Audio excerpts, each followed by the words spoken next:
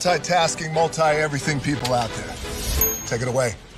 Find your glory, write your story, fearless feet will carry you.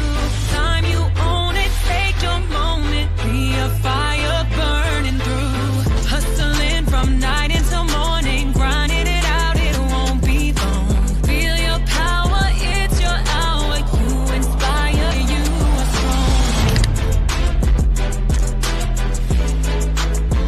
Enjoy your Zoa. No applause?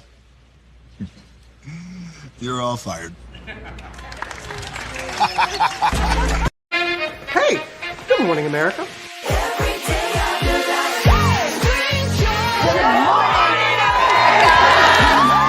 Good morning, America. Good morning, America. Good morning, America. Money. Are you ready? They are ready. Covering the biggest events in the country right now. There's a lot going on here.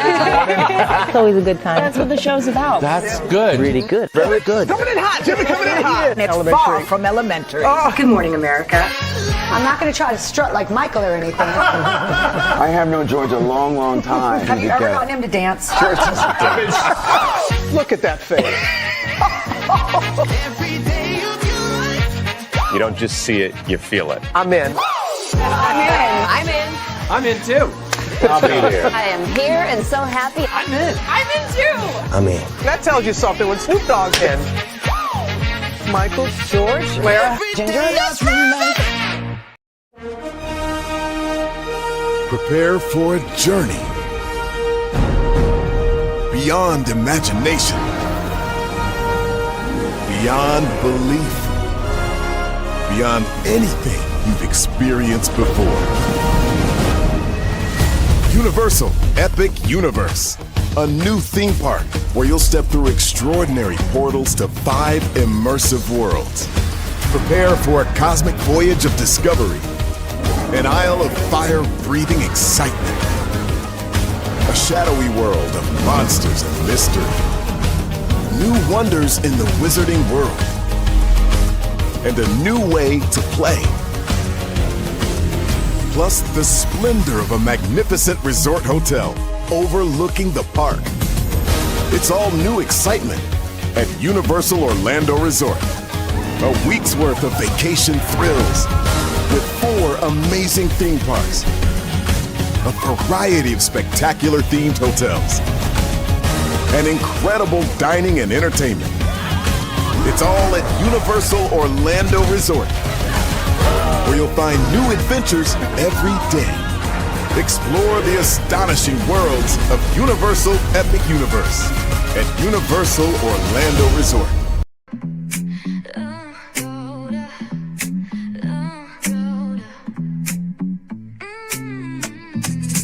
Lights go low, the city goes high.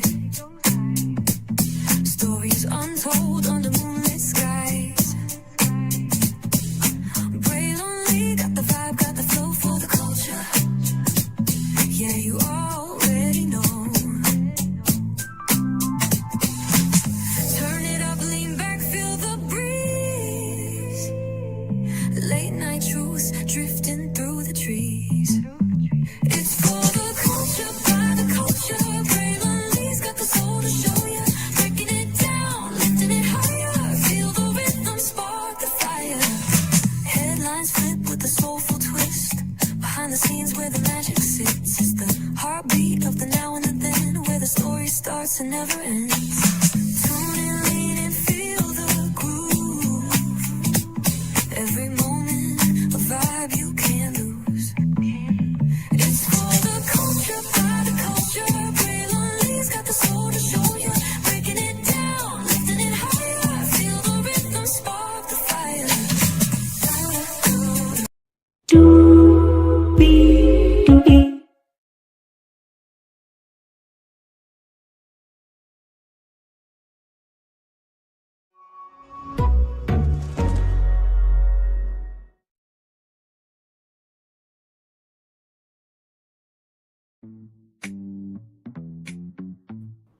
What's going on? What's going on? What's going on, good people? Hello, hello, hello, hello, hello, hello, hello, hello, hello, hello.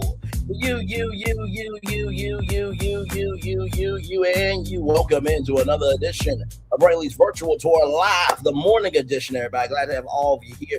We got a whole lot to talk about, a whole lot to get through because we have 1, 2, 3, 4, 5, 6, 7, 8 destinations for you all there. Yes, indeed. Child, this is always something going on around here. Believe me, you. So, with that being said, this morning we're going to talk about two women that made this is insane. They broke a record in the world of history. We're going to talk about them this morning live. Then Pastor Jamal Bryant, child, he said the boycott is over. I'll just ask this.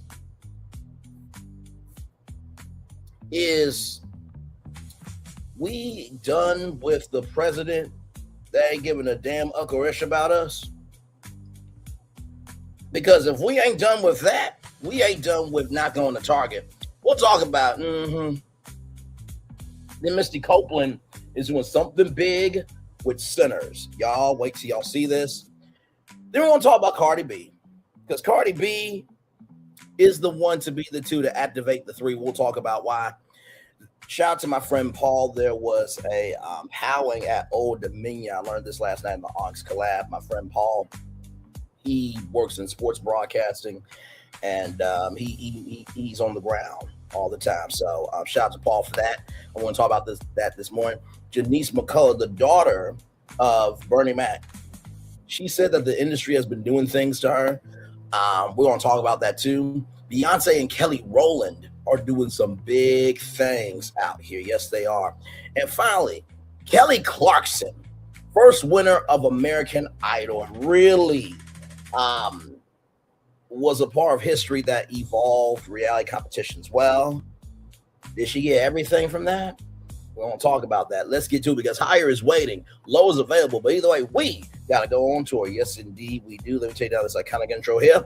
You see that virtual tour background? Yes, you do. You hear that virtual tour music? Yes, you do. Because one thing to know, and two things for sure, that over here on this channel, a lot happens early. Roll. It's a new morning for America's family. Sun's coming up, so make it all that it can be. You know a lot happens early. I'm Harry Smith. I'm Julie Chen. I'm Maggie Rodriguez. Morning everywhere. Come on, get up.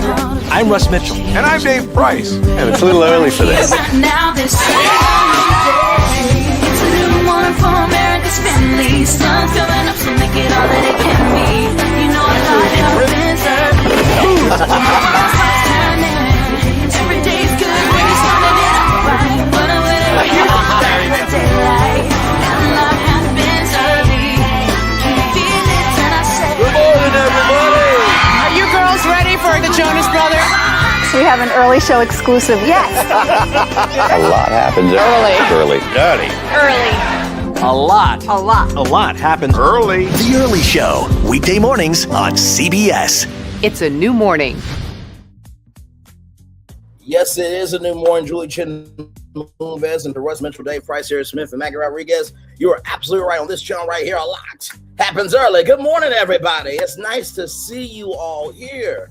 Glad to have all you here, y'all. What's the temperature right now, child? Because it is cold outside. It's crazy too. It was like 70 degrees, but now it's like 40 degrees. And I'm just looking at my I'm on my laptop, but I just went to the bottom left-hand corner, and it literally says from USA Today, polar vortex back in the forecast. So y'all remember when it was hot on one side of the country, and then it was cold on the other side of the country? Looks like that's coming back because, yeah, it's a bit cold outside right now. So, but anyway, we're going to warm up with good intel, good connections, and good choice. So let's get to it. This first destination really made me smile. I cannot wait to share with all you. So let's get to it. Okay, give me a moment.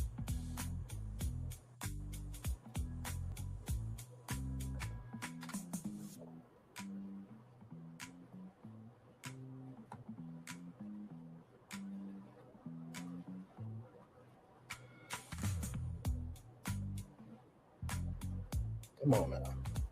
There we go. Okay. right here. So from blacknews.com, 2 black women educators taught a Black History Marathon for 33 hours to break a world record. Let me say that 2 more times here.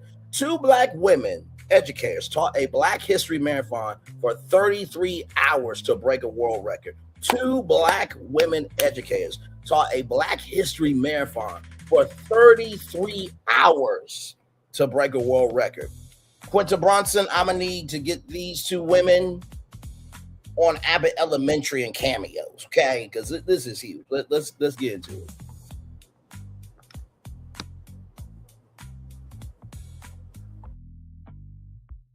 So Anita Lewis and Gwendolyn Elbron, 2 African-American educators from Philadelphia, Pennsylvania, taught a Black History class for 33 hours straight in an attempt to set a world record. Their marathon lesson covered 5,000 years of African and African-American history, streamed online for viewers around the globe. The marathon took place from Friday, February 27th to Saturday, February 28th at the Aeon Tabernacle Baptist Church, according to People Magazine, people.com. They aim to surpass the previous record of 26 hours and 34 minutes set in 2018 at the University of North Texas. Do y'all not know? Like, I do hour, 30-minute, 2-hour streams, sometimes 4 hours if we're having a really good time with each other in the chat, right? But 33 hours to teach about our history. Nothing but love, respect, and admiration for these women. I gotta tell you something. Sincerely. And these, I'm gonna talk about something a little bit later with Cardi B, because I got a question for some of y'all. Just for some of y'all, not everybody, but just for the particular few. We're gonna keep going. This is absolutely huge.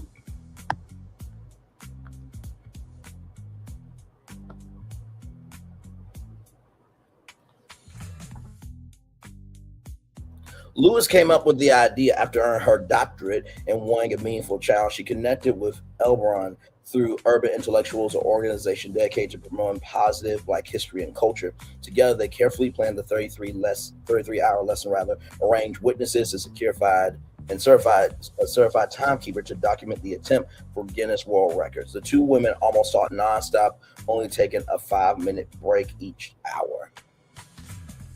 Only a 5-minute break? Oh, my Lord. And listen, not to mention, too, you got to think about the vocals, man. And also, too, you got to think about if you're doing a PowerPoint presentation, right? You got to think about photos and videos and, getting all the guests together. Wow. This is absolutely huge. Their lessons highlight key events, influential figures, and the contributions of African people across centuries. The event was live streamed, allowing people beyond Philadelphia to follow along while the educators prepared their evidence for Guinness. There better be a link to this stream in this article. Because I got time this weekend, but I ain't going to do 33. I'm not going to watch all 33 hours, but I do want to see the chat and how that was. Because just imagine that 33 hours live on YouTube. Like, BET Plus, y'all need to talk to them and let that content air on BET Plus and pay them and let them keep their intellectual property, okay? But then again, BET does more cultural appropriation than appreciation, child. So they might be allergic to actual Blackness at this point. Hey, listen. I still want BET to win. Told y'all many times, 106 & Park should come back as a top 10 Black entertainment news show. Do morning, afternoon, evening, late night, and then you fill it out with other types of programming content. So this is the thing I want us to understand. Just because we being real doesn't mean we don't want people to win. Like I said to my sister, I said, if people are saying something to you, that's because they love you. That's because they're concerned about you. That's because they want to see you win. If they ain't saying nothing, then you should be worried. But it's a difference when people aren't saying anything, but yet they want to say this, that, and the third about you, but they can't ever do a fifth core or half of what you do in their real life or virtually, that's different. You don't listen to those people. They just talking to the air, talking into the cosmos, whatever, is because nobody's responding back to them. You understand the assignment is bigger than you. Kings and queens do things on purpose. Princes and princesses do anything for attention. Let's keep going. This is amazing. This is absolutely amazing.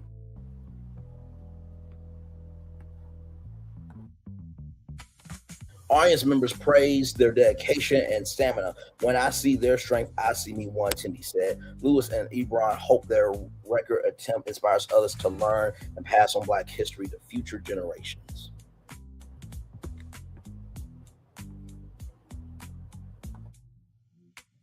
This is more than an attempt, is reclamation. Ebron said, we are teaching the history that shaped our world, honoring the brilliance, resilience, and global impact of African people across the millennia. Like I said, congratulations to these two women right here. I hope that because of this, they can do a residency at the African American Smithsonian Live Nation. Those two need to be on a tour. Their speaking engagement fees need to be $1 million a speaking engagement. These women deserve to be elevated, okay? When I saw this, I'm like, 33 hours live to teach about our history. Well done. Well done. Well motherfucking ass done. Congratulations. Yes, indeed. Congratulations and congratulations. Amazing stuff. All right. So, Pastor Jamal Bryant decided to open up his mouth and say the Target boycott is on. Y'all know, right, how I felt about this, right? And I even showed y'all a jacket I have, right? I don't wear it anymore. Because to me, I just feel like you cannot want the resources we have, but yet not embrace us fully. I've always believed that about any person, place, thing, concept, what have you. Don't culturally appropriate us, but not culturally appreciate us. You know what I mean? That's not cool with me. But let's talk about it from blavity.com. Here we go.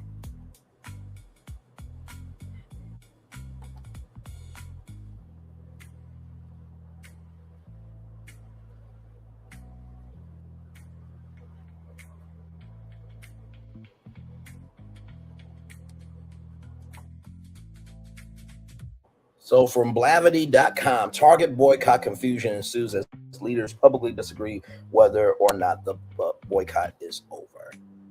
Let's keep going.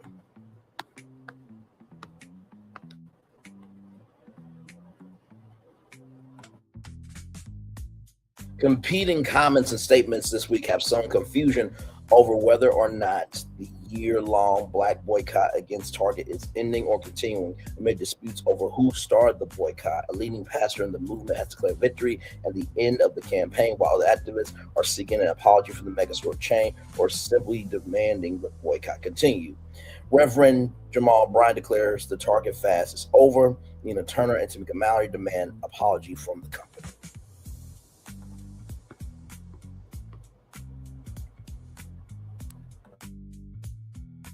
So the Minneapolis Star Tribune reported Wednesday that Pastor Jamal Bryant was calling for an end of the boycott against Target that he has been promoting for over a year. Bryant made the announcement during a press conference at the National Press Club in Washington, D.C. We are claiming victory, Bryant told reporters, added, we got to celebrate small steps. Target, meanwhile, responded, saying in a statement that it was pleased to be moving forward. According to the Minneapolis Star Tribune, the Minneapolis-based retail company pledged to continue showing up as trusted neighbors while delivering results for team members, guests, and more than the 2,000 communities in which it represents. I feel like that should be which it represents, but they were probably trying to They were probably trying to say that, but they put that. Okay, listen. You know, at the beginning, middle, end of the day, right? We will continue to show up. That's a very blanket statement, right?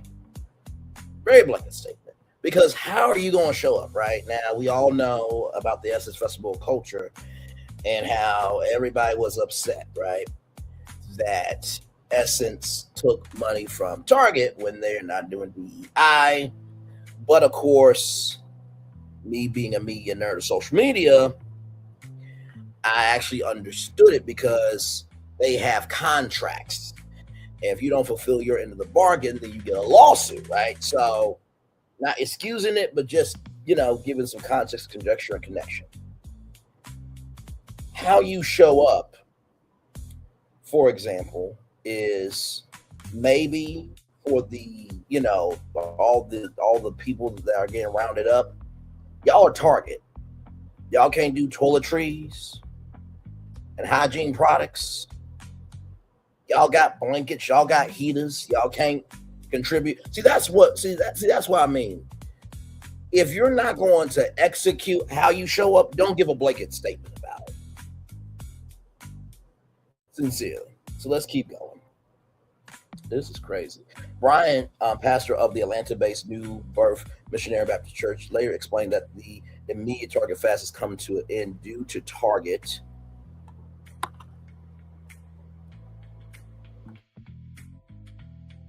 meeting 3 of the movement's 4 main objectives, following through on its 2020 pledge to invest $2 billion into Black communities, partnering with HBCUs and reimagining of DEI. So this is the thing, right? By the way, shout out to Viola Davis. Wait, she teamed up with James Patterson? I know you lying. Listen, y'all remember How to Get Away with Murder? Listen, Netflix, somebody pick up that book and make it a fucking damn series. Oh, you know what? Viola Davis, James Patterson, and Shonda Rhimes. That's a team up. That's a team up. That is a team up. I'm speaking that to existence for the rest of us. Let's see here. In a reimagining of DEI, Brian said that they were still working toward the movement for goal and investment into Black banks. So here's the thing. Why does DEI have to be reimagined?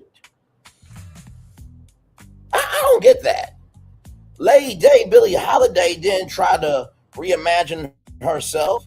She stumped the yard for who she was.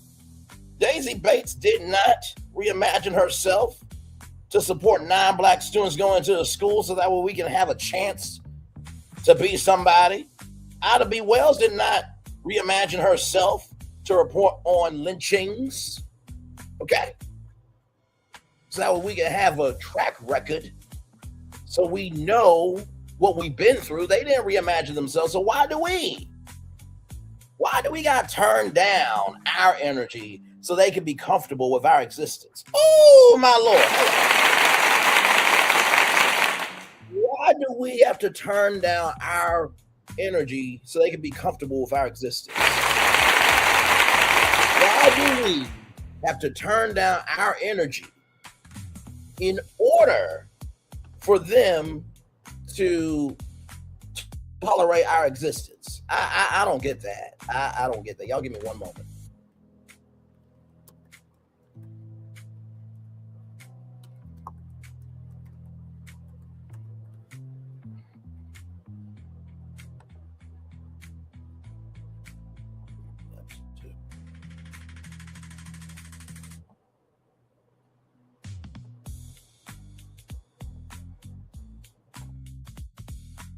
I'm going to share some with y'all after this. That's not a destination, but I think it's a triggering destination that needs to be known about, that makes this fight so much worth giving a fuck about. Let's keep going.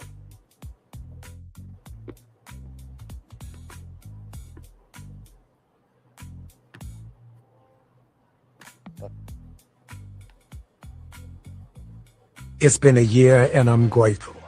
They didn't think we could do it, but we did. History has just been made. The most effective and powerful boycott by Black people since the Montgomery bus boycott 70 years ago. We asked for 4 things, and I'm grateful to God that we've got 3 of them.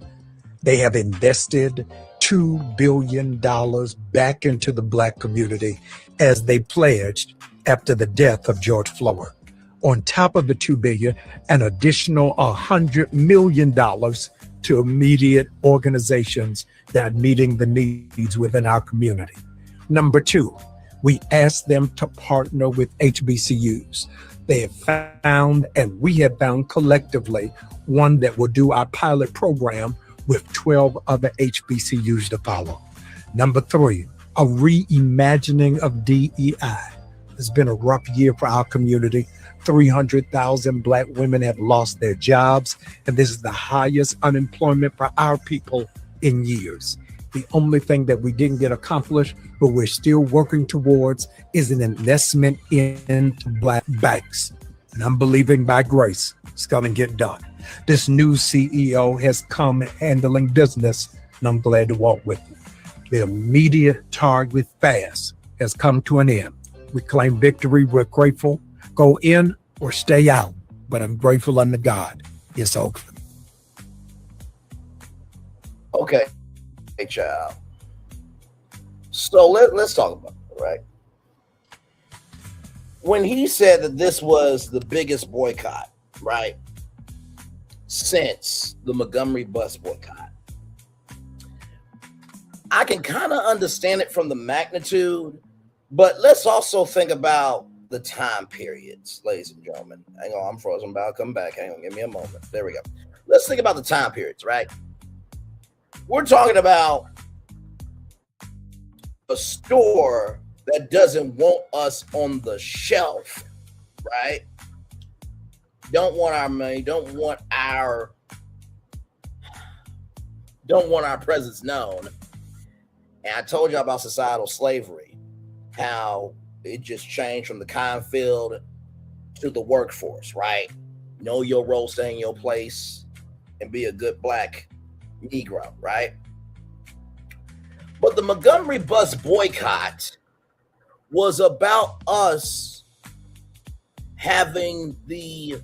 about fighting for the rights of us being able to sit in front of the bus. Corvette Calvin, let's not forget about her. She was the first woman to do that before Rosa Parks. Both of those women are queens to me.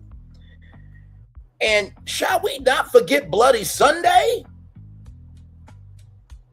Shall we not forget the March on Washington? So you mean to tell me that the Target boycott is bigger than Black people marching along a mall to say that we deserve to be here? You mean to tell me that the Target boycott is bigger than us having the rights to be able to sit in front of the bus, to be able to go to a lunch counter, to not have to go through the back door, right?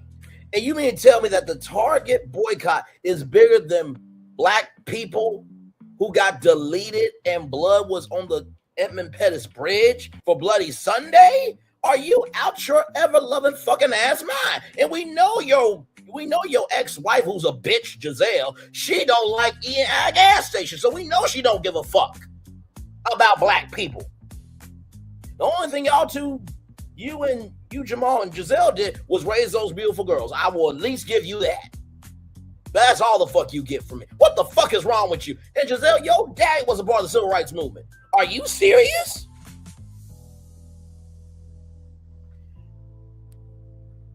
Listen, people can do what they want to do, right? But I just feel, right, that, for example, Reasonably Shady, the podcast, which is never reasonable at all. If Giselle and Regular Robin, shout out to Kempire, right? If they're about entrepreneurship, this, that, and the third, why don't you invite some of your fans on Reasonably Shady for a whole hour and 30 minutes to talk about their business? See, some people, let me pull up these lyrics, because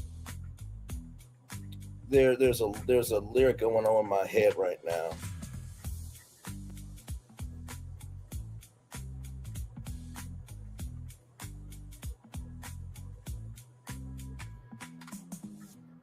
Let me pull up the lyrics because I think this lyric is very important. YR lyrics. Okay, that's what I need. Because I'm going to read these lyrics at the end of this. Because y'all know how we roll over here. We use media conversations about many things. But that song says a lot about what's happening right now with this Target boycott. But let's keep going.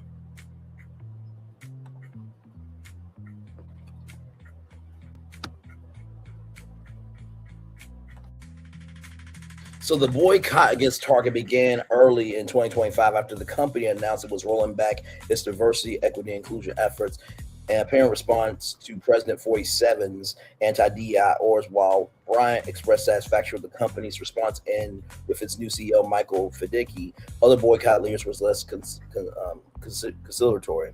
Activist Tamika Mallory and former Ohio State legislator Nia Turner, who have claimed to have started the boycott and recruited Bryant, joined the pastor at the press conference, but demanded Fiddicky issue a public apology on behalf of Target. When will you state to our community the harm you have caused and welcome us back, and that you will accept it and do better? Mallory asked to date that has not happened. Turner later posted to social media, "I'm not going back to Target, and you should either."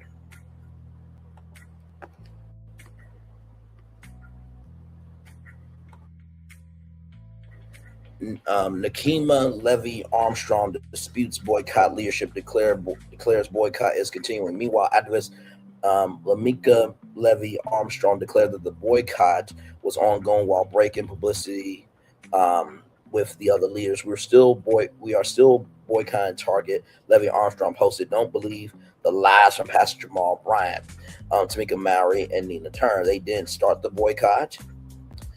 We did." In a caption accompanying her post, Levy Armstrong explained the nationwide Target boycott is not over unless and until Target reverses its decision to roll back diversity, equity, and inclusion. As we said from the beginning, Pastor Jamal Bryant does not speak for us or our community, has zero authority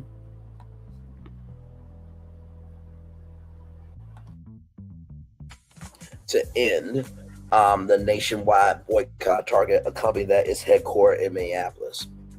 Excuse me, y'all.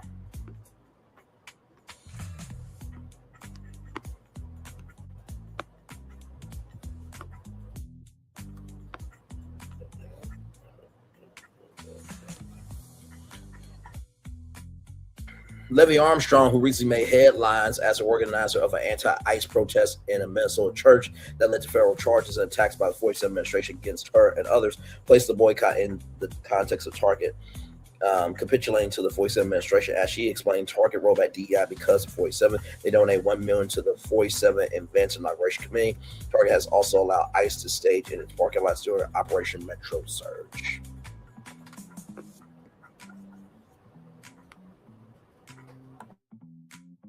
And then there is from Nakia right there. We are still boycotting Target. Don't believe the lies. Pastor Jamal Bryant, Tamika Mallory, and Nina Turner. They didn't start the boycott. We did.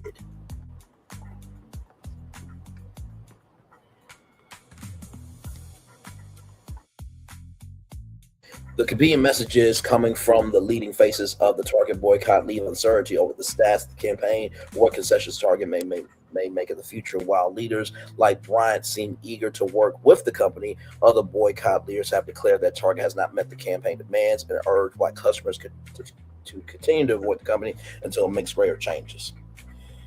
You know, I will just say this. Had not been for the civil rights movement and the people that were birthed and was raised and got to grow up and be those agents of evolution, we wouldn't be where we're at.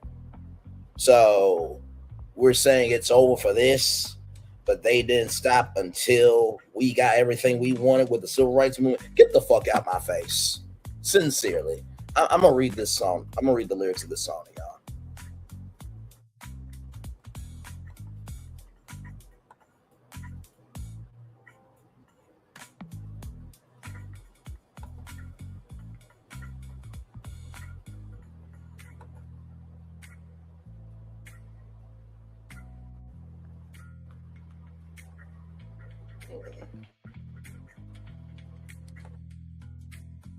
I'll know the song very well. Alicia Keys, If I Ain't Got You. Some people live for the fortune. Some people live just for the fame. Some people live for the power. Yeah, some people just live to play the game.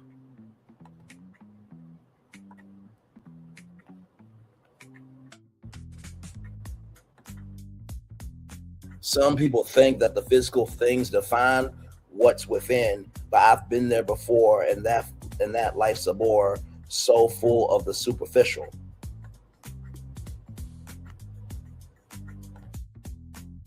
Some people want it all, but I don't want nothing at all. If it ain't you, baby, I ain't got you, baby. Some people want diamond rings. Some people just want everything, but everything means nothing if I ain't got you. Yeah, some people search for a fountain.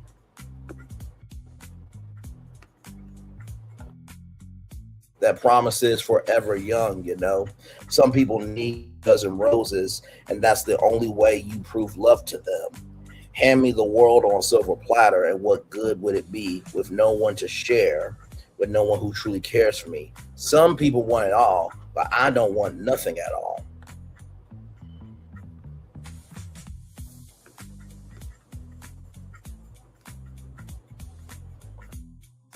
If it ain't you, baby, if I ain't got you, baby. Some people want diamond rings. Some people want some just want everything, but everything means nothing if I ain't got you. Some people want it all, but I don't want nothing at all if it ain't you, baby.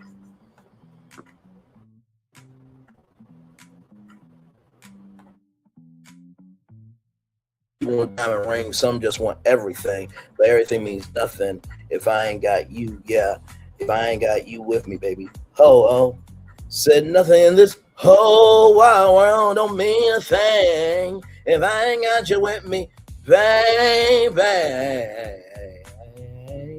Now, of course, I'm not Alicia Keys. We ain't got the budget for Alicia Keys, and if we play it, we get copyright. So it is what it is. So we got to do what we got. But I at least wanted to just, you know, because that's our bit closer.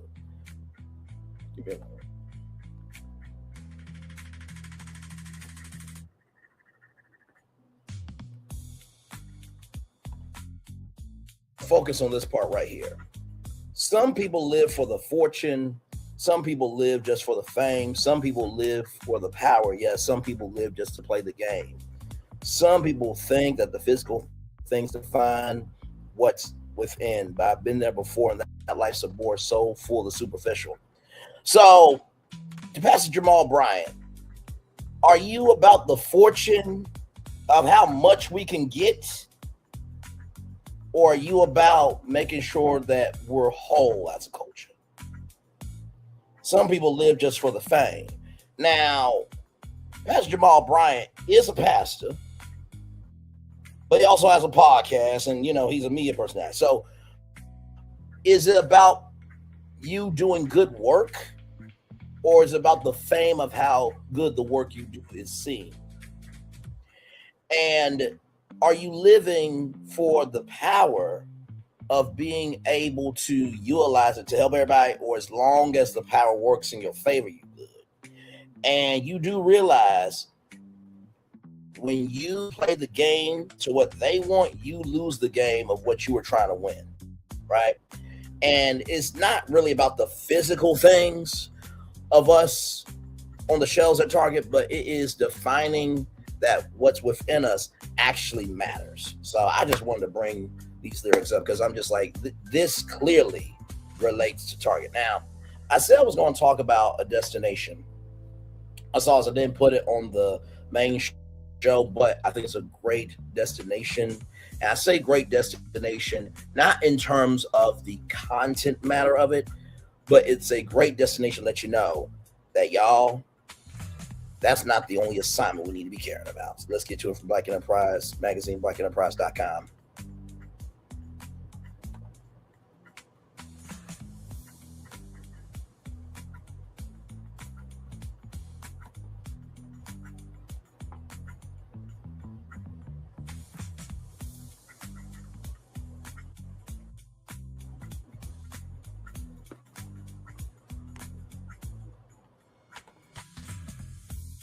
I think we all know what that is. Okay, I think we all know what that is right there. Okay, so let's get to it.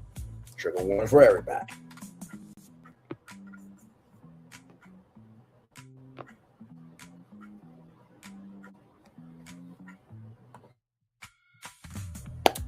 New report reveals 70 suspected.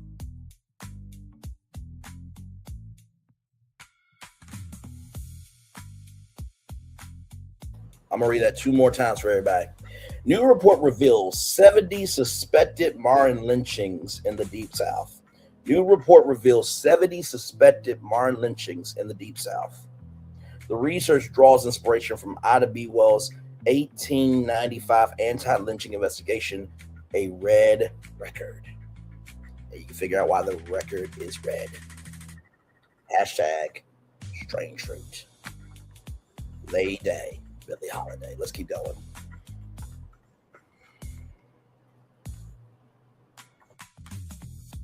A new report says that more than 70 suspected modern-day lynchings have occurred across 7 southern states since 2000, challenging the long-held belief that the lynching ended decades ago. We did a destination,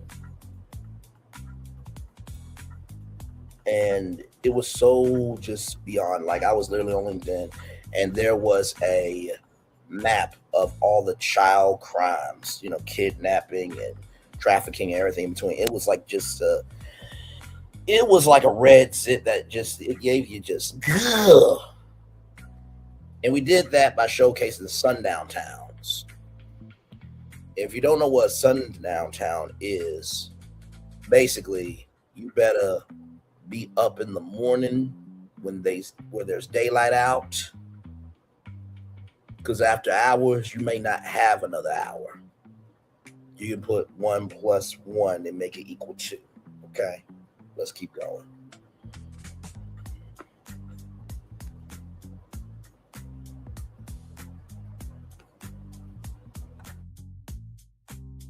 The report titled "A Crimson Record" was produced by the civil rights organization Justice for Julius Action Network, often referred to as Julian. Researchers examined cases between 2000 and 2025, just last year, in Texas, Mississippi, Georgia, Louisiana, Tennessee, and Alabama.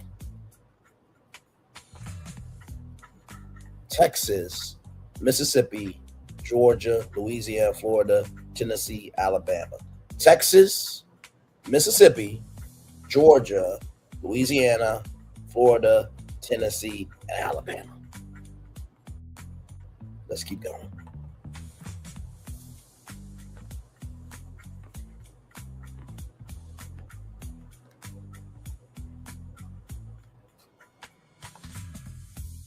According to the report, investigators identified more than 70 suspected modern-day lynchings in those 7 states, with Mississippi recording the highest number at 20 cases.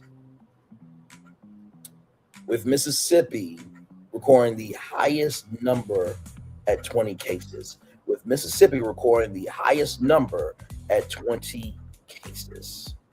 Study reviewed deaths involving victims from marginalized communities and examined whether circumstances surrounding those deaths reflected patterns historically associated with racial terror violence.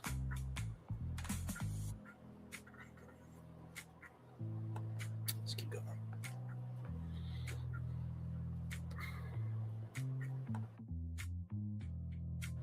The research draws inspiration from Ida B. Wells' 1895 anti-lynching investigation, A Red Record, one of the earliest documented efforts to catalog racial terror killings in the United States. By referencing Wells' work, the authors argue that racial violence did not disappear. Instead, it became less visible in official records. Well, you know what they've said about us for a long time. If you want to hide anything from a Negro, just put it in a book. Julian founder Colleen Jefferson said the report is meant to challenge the idea that lynching is solely a historical phenomenon.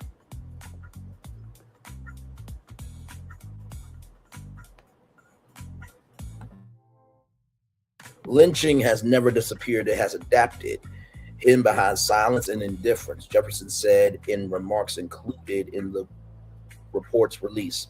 The report points to several recent deaths cited by researchers as examples of cases that raise questions among families and community members. Among them are Tory Medley, who was found hanging from a tree in Mississippi in 2025.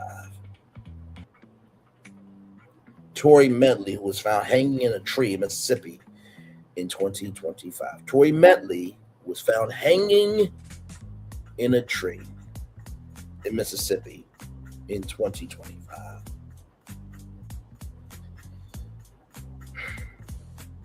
I think of the Hunger Games. Are you coming to the tree? I'm not saying that, okay, that Pantheon and everything in between, I was literally talking to some friends. I'm like, every time I watch the Hunger Games, I like get comfortable at the fact that I'm not in the age bracket. Like, for real. And movies like the Hunger Games and other movies,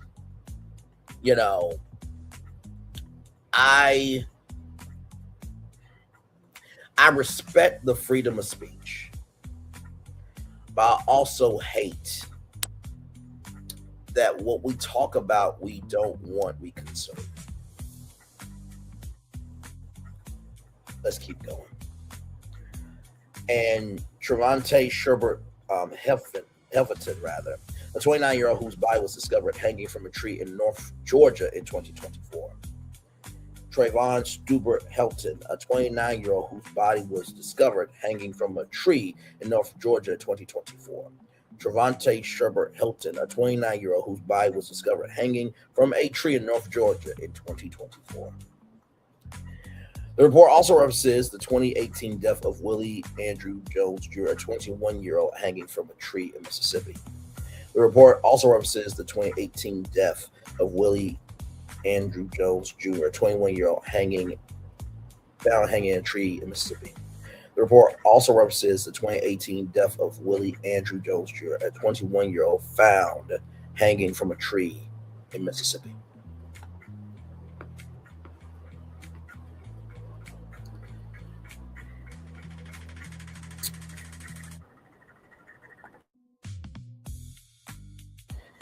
Jefferson said Crimson's record goal is to push for deeper scrutiny.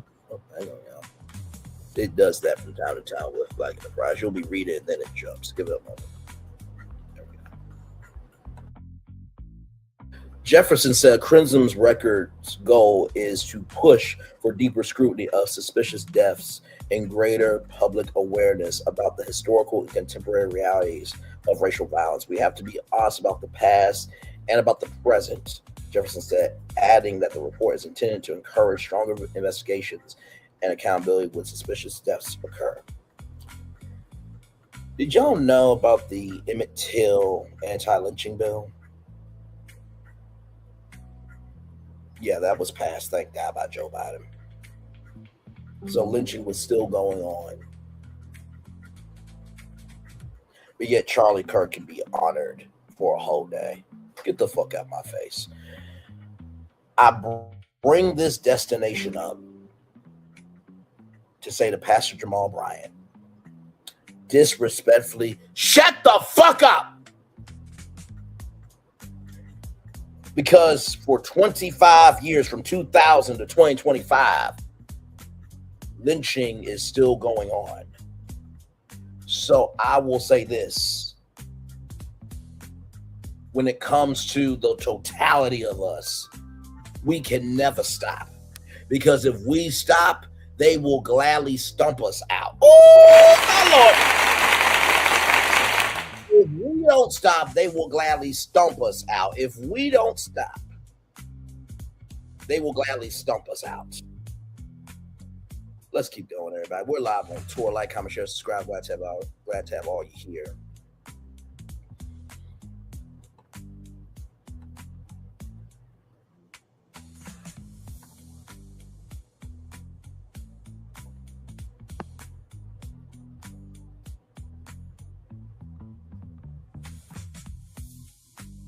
Now, this next destination makes me really excited, y'all. Let's get to it. Here we go.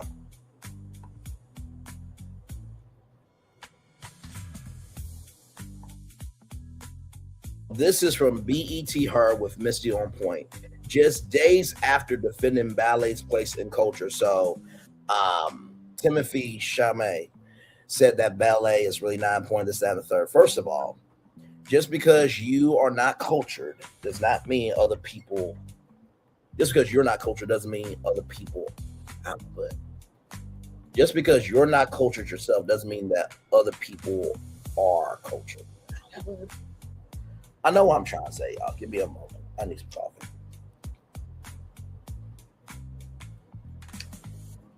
Just because the rest of us are cultured and you're not does not give you the right to say what does and what does not matter.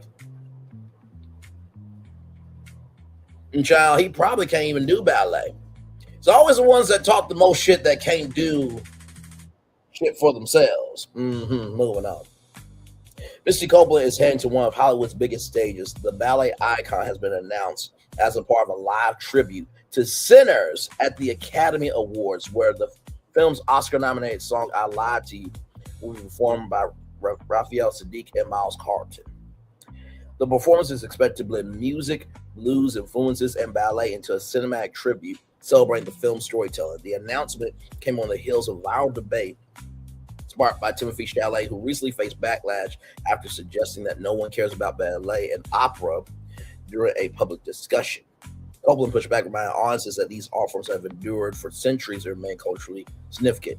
Now she will be bringing ballet directly to the Oscar stage, with Sinners already building momentum throughout award season. The tribute adds another major moment for the film as Hollywood prepares for the big night. Do you think Sinners will take home the Oscar? Abso-fucking-damn-lutely, I do. Abso-damn-lutely. And I don't know if Ryan Coogler is an EGOT winner. Let me look that up.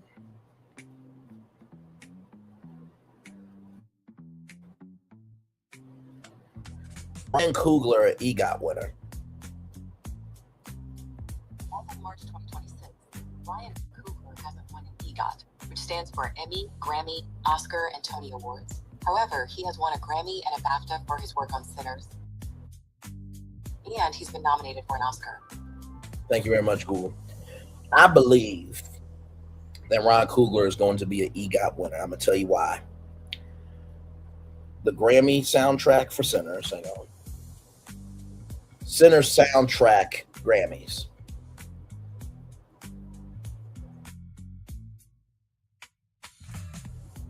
So, Louis Gorson wins Grammy Award for Sinners score. Ryan Coogler should also have a Grammy because it's his movie. So, you think of Sinners for the Grammy, right? You think of Sinners for the Oscar. I could so see a television series. And honestly, Lovecraft Country and Ryan Coogler need to team up and have a child. Because Ryan Coogler will take Lovecraft Country and blow that motherfucker out. Because we're still pissed we didn't get season 2, HBO Max. But you think about Ryan Coogler doing a Sinners television series, going back to the prequel of Sinners, right? So that's the Emmy. And then with Misty Copeland bringing ballet to the stage of the Oscars in partnership with Sinners, can you imagine Sinners, the musical? Child, Ryan Coogler will be an EGOT winner. Mark my words on that. I feel it in my bones. This is one of those things where you can't explain it, but you're locked in. Ryan Coogler will be an EGOT winner. Ryan Coogler will be an EGOT winner. Ryan Coogler will be a EGOT winner, okay? Stop. Now let's get to Cardi B, okay? Here we go.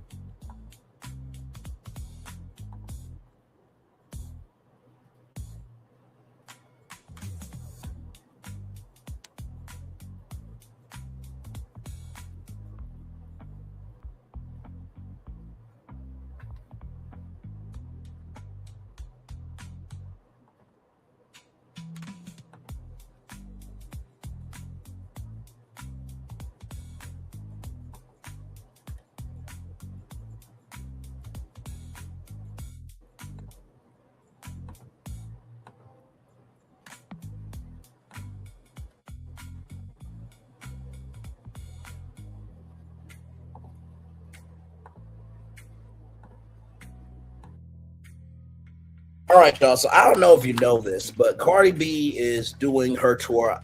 I Am the Drama Tour and selling out. Okay, I'm always going to elevate somebody doing good in the neighborhood. But let's get into this.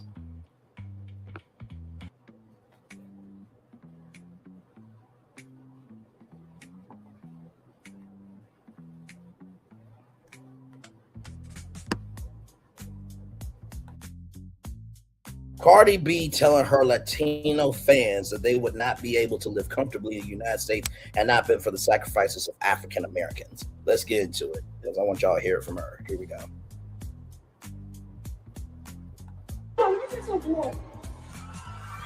You don't want me to die, don't you?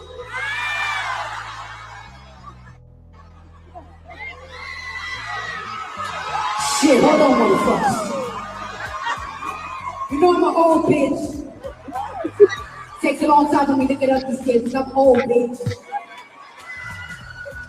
Shit. Shout out to my Latinos in the building. This is my Latinos too. But remember, you couldn't be living comfortably in this country. These African Americans are gonna fight for us, motherfuckers. Shout out to my Salvadorians, my Ecuadorians, my Colombians, Peruvians, who else I'm missing? Guatemalans, Costa Ricans, you got some Puerto Ricans in this motherfucker. How about some of my people? You know my people, Dominican, we got some Dominicans in this motherfucker. How about my Mexicans? Mesa, con masa, aplauda. Mesa con masa, apláudale, mándale,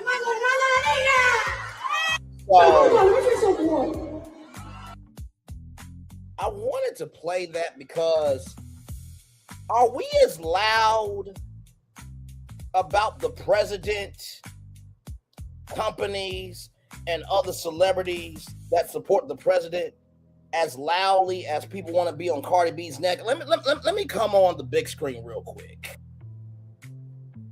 Let me go on the big screen real quick. At least Cardi said it.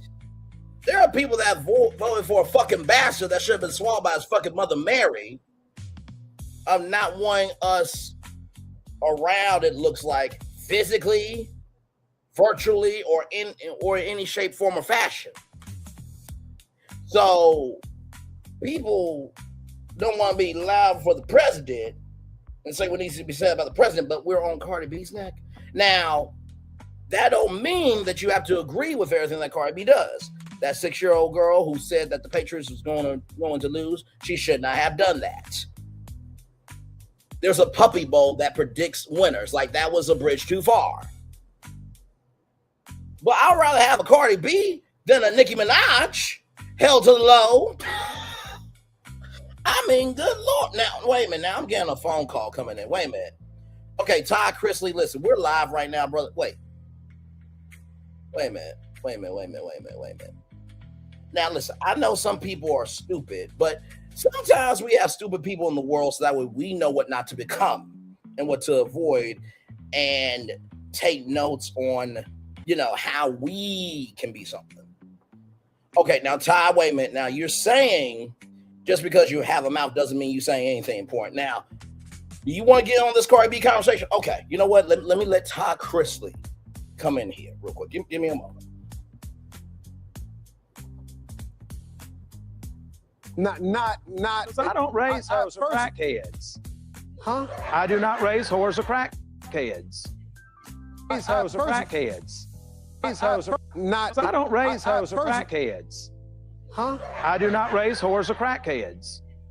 Hoes? What is you talking about, hoes? Because I just talking about hoes. You should not be shacked up before you get married. She right there, Todd. I'm not saying you a hoe. That's what you said. I'm saying you. Trust me, I am a hoe. I'm saying you exhibit hoe behavior. Oh, wait a minute, Ty. Hang on.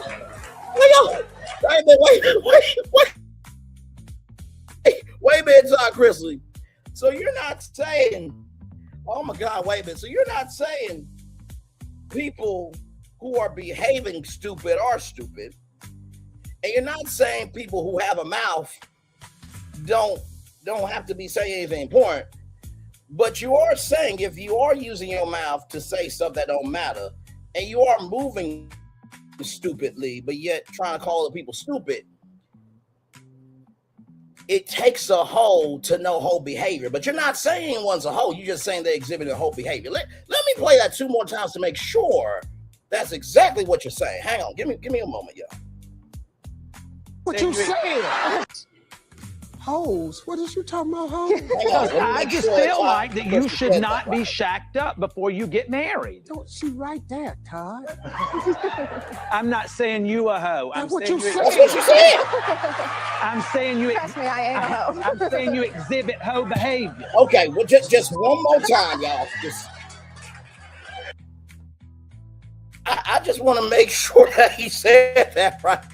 Todd Chrisley saying you ain't a hoe, you just exhibiting hoe behavior. Let me make sure one more time, y'all. Let me get some coffee. Hang on 1 second.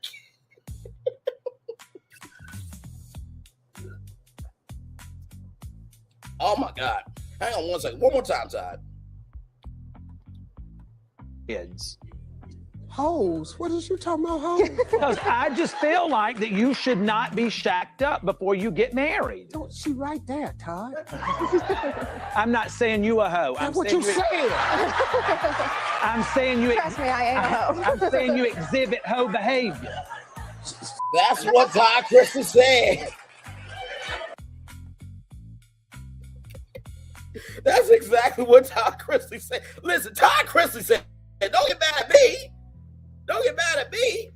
Just because you're stupid, the rest of us not. That's not our problem.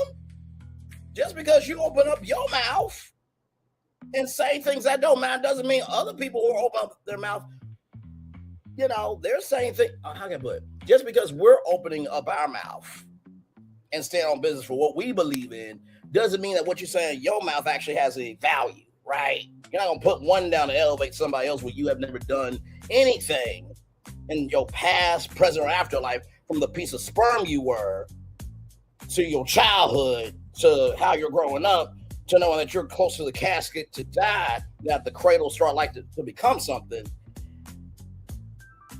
And also on top of that, it takes a hoe to know a hoe. So like Todd Chrisley said, Todd Chrisley ain't saying you a hoe, you just exhibiting hoe behavior. That's what he said about all the people trying to get on Cardi B's neck. That's what he said. He not saying that the Cardi B haters are hoes. He just saying that they exhibit a hoe behavior.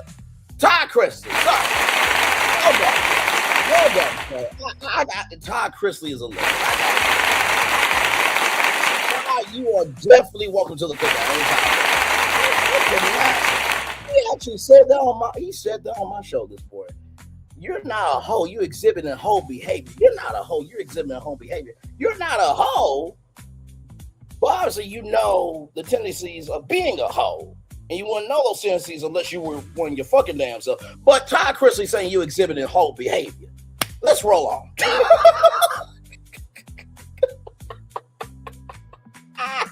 Moving on, child. So let's talk about this. My friend Paul, shout out to Paul, great brother. He told me about this story at Old Dominion. I want to bring it to you now. So here we go.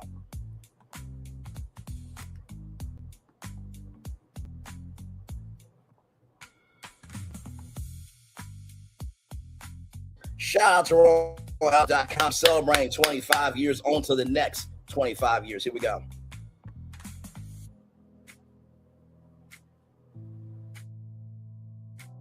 Old Dominion University locked down after Constant Hall attack.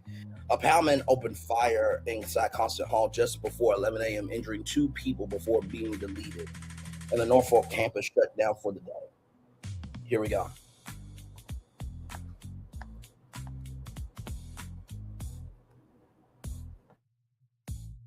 A powman opened fire inside Constant Hall on the campus of Old Dominion University in Norfolk, Virginia this morning, injuring 2 people before being deleted. The powing began at approximately 10:49 a.m., so 11 minutes before 11 a.m., and prompted an immediate campus-wide emergency alert, instructing students and faculty to follow, hide, and fight protocols.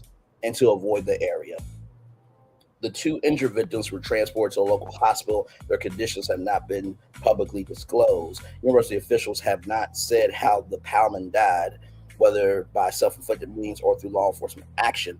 The Powers' identity and any potential motive remains unknown as of this afternoon.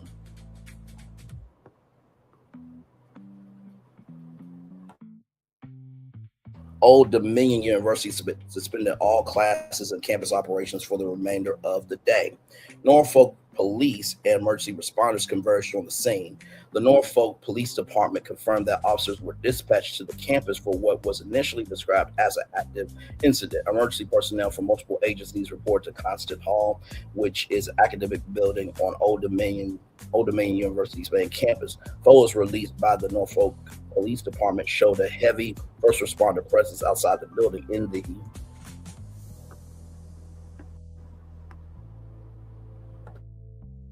minutes and hours following the powering. University Communications Vice President Kimberly Osborne confirmed the active threat shortly after the initial alert went out and said additional information would be shared as it became available. The university issued its first formal update around 11:30 a.m. Confirming the Powman was dead and that 2 people have been injured. Authorities asked the public to stay away from the area surrounding Constant Hall while emergency personnel continue to process the scene.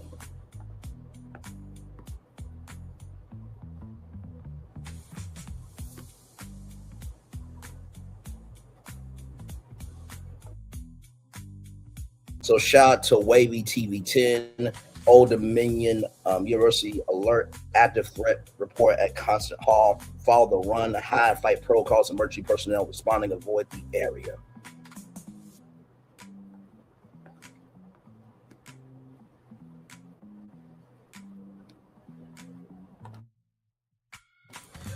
So the powering at let's see.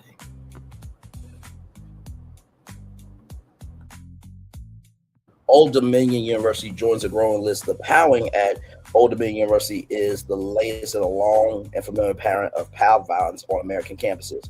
We talked about Morgan State University and how there was a powering there during homecoming. And the list goes on and on. Or as the song says, as the beat goes on and it's everlasting. While the full circumstances of today's attack remain under investigation, the sequence of events followed a trajectory that students and administrators across the country have been trained to anticipate. The run, hide, fight protocol referenced in Old Dominion University's emergency alert has become the standard language at universities nationwide, reflecting of how deeply campus powings have shaped institutional safety planning.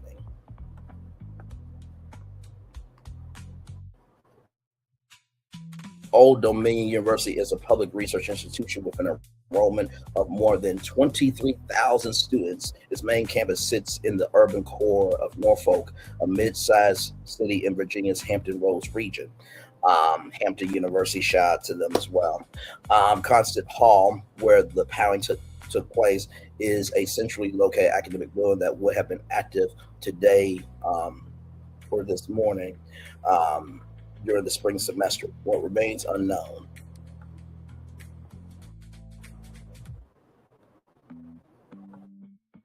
Investigators have not released the name of the powman nor provide details about the weapon used. There has been no public statement about whether the power had any affiliation with the university, whether as a student, employee, or visitor. The relationship between or child, it could be alumni too. Listen, I'm not wishing that it was an alumni that would attack that university, but at this point, you gotta cover all your bases. The relationship between the powman and the 2 victims, if any, has also not been established. Norfolk Police and Old Dominion University officials indicated that the investigation is ongoing and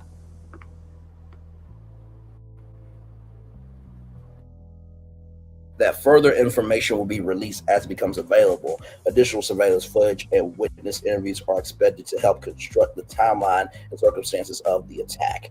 A campus left shaken and waiting for answers. Today's powering forced an abrupt halt to the daily life at Old Dominion. Students who were in nearby buildings during the lockdown described the confusion of receiving the emergency alert and trying to determine how close they were to the threat.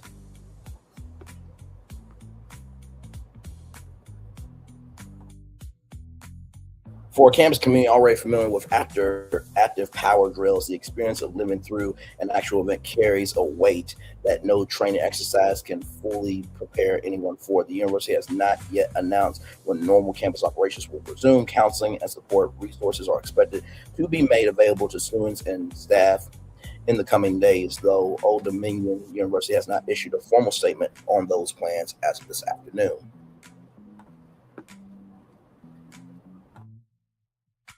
This story will be updated as more information is confirmed. So what do I think about this? First of all, I'm so fucking tired of this nation we live in with normalized powings. Can we get that? Just can we understand that as a culture? Kids had to march for their lives, right? Steve Scalise got powed down, right?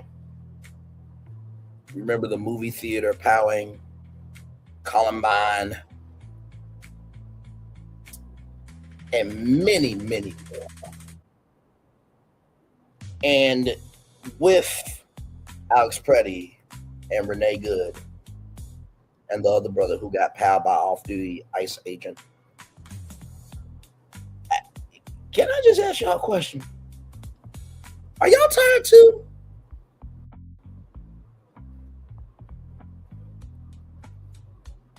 Because it is hard sometimes. And listen, you know, Tasha K, the one that's got paid $3.5 million because her dumb ass did too fucking damn much, saying that because Bonnie Blue don't have children, she don't understand what it is to defend children. I'm sorry, Tasha K, did you cover a story about a 12-year-old girl? And you from Florida, right, Heifer? That 12-year-old girl that got raped in a garden? Where the first young man was raping her for 30 minutes. The other young man put rocks in the 12-year-old girl's mouth. That way she wouldn't scream, and that young man held her down with the other young man that helped this young man held her down. You can't say shit, you bitch. You call somebody dirty. You call somebody that, you know, they had dirty blood. You talked about a mother and her child having herpes. Now, somebody came out here and said something about you and your kids. You will have a fucking problem. This is why she getting the smoke that she gets. Not sorry. And the crazy thing is everybody who support her, which is your right to do. I just wonder if Tasha K gave that energy to you and your child. Would you have the same energy? Or because it didn't happen to you, you don't give a fuck? I'm just asking questions. But then again, princes and princesses work in silos and echo chambers and a closed loop. That's what princes and princesses do. Kings and queens, they're open-minded. They understand actual factual information, and they're about the totality. I'm talking about everything and not just what they want to talk about. Okay, so I really don't want to hear it. If we can't be loud for us, everyday people as a culture, I don't want to hear it about you stomping on celebrities' heads when there's other people out here that are also struggling. I don't know when we got to the point of, because it ain't happening to me, I don't have to give a fuck about it. I don't want to talk about it. Until it happens to you, and then you have to talk about it, and then you expect people to give a fuck about you and to give a fuck about it. Moving on. Now, with that being said, let's talk about JeNiece McCullough. She is the daughter of the legendary Bernie Mac. And let me tell you something. If Bernie Mac was around, man, I actually did a impression on Clubhouse. It was a woman. I think her name was Von Vet or something like that. She said, I did so good, I could come out to LA and stay at her place, okay? And it would be like, I swear to God, these damn kids, man, these kids are getting on my motherfucking damn nerves, man. Cause why are kids on OnlyFans? The only fan that they need to be a fan of is a fan of going to school and getting their motherfucking education and treating their parents right. I swear to God, these damn kids, man. I swear, Bernie Mac was around. Me and Bernie Mac would have done Them Bees podcast. Okay, actually, you know what? Give me a moment. We'll have some fun this morning, like we often do.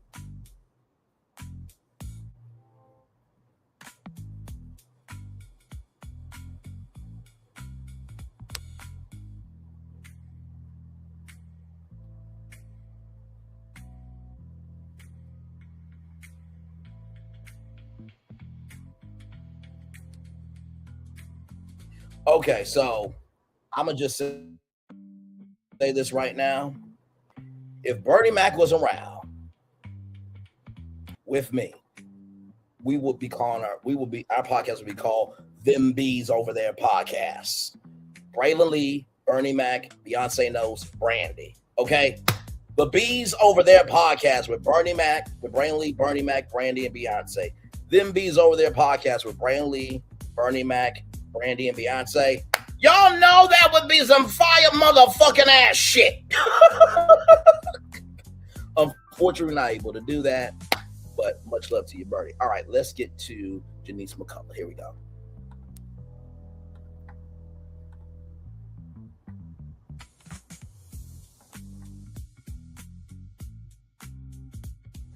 Shout out to Hollywood Unlocked for this. Y'all remember a couple of years ago when I launched that podcast to honor my dad and talked about my dad, and I was interviewing people like Cedric the Entertainer, Monique, and the cast of his TV show, and we had a real good time. What y'all don't know is that there were some people behind the scenes who sabotaged it, which is why it had to end and hadn't been in production since then. But I really enjoyed it, and y'all are still letting me know that y'all miss it and would like me to start it. I'm thinking, though, this time around, if I revamp it, I think I'm not going to be so PC. I think I'll talk about some stuff that y'all don't know about, especially some stuff that has happened since my dad's death that a whole lot of people, I know they don't want me to talk about. But I think I've been quiet for too long, and I think it's time to tell the whole truth and nothing but the truth. What y'all think? Who you with? Let me know. Listen, I'll come on as a social media coordinator for you. I think that it's been long overdue. That it's cool when y'all do it, but ain't cool when we do it. She is the daughter of Bernie Mac. And not to mention, too, why do that to her daughter? Like, that's just despicable, criminal, and despondent behavior. And y'all looking dusty while doing it, okay? I'm just going to say that. Because, like, why attack her? Like, she didn't do nothing to you. If you didn't get to where you got to in life, that's not the daughter's fault. Some of y'all will go after people who are connected to them because you want to get your rocks off. But yet that person did nothing to you, but you want to have a hellish life. And so because you have a hellish life and other people want to move in peace, you just are a parasite because nobody gives a fuck about you. I can't get a witness from the congregation, the words of Stuart Scott. I can't hear nobody.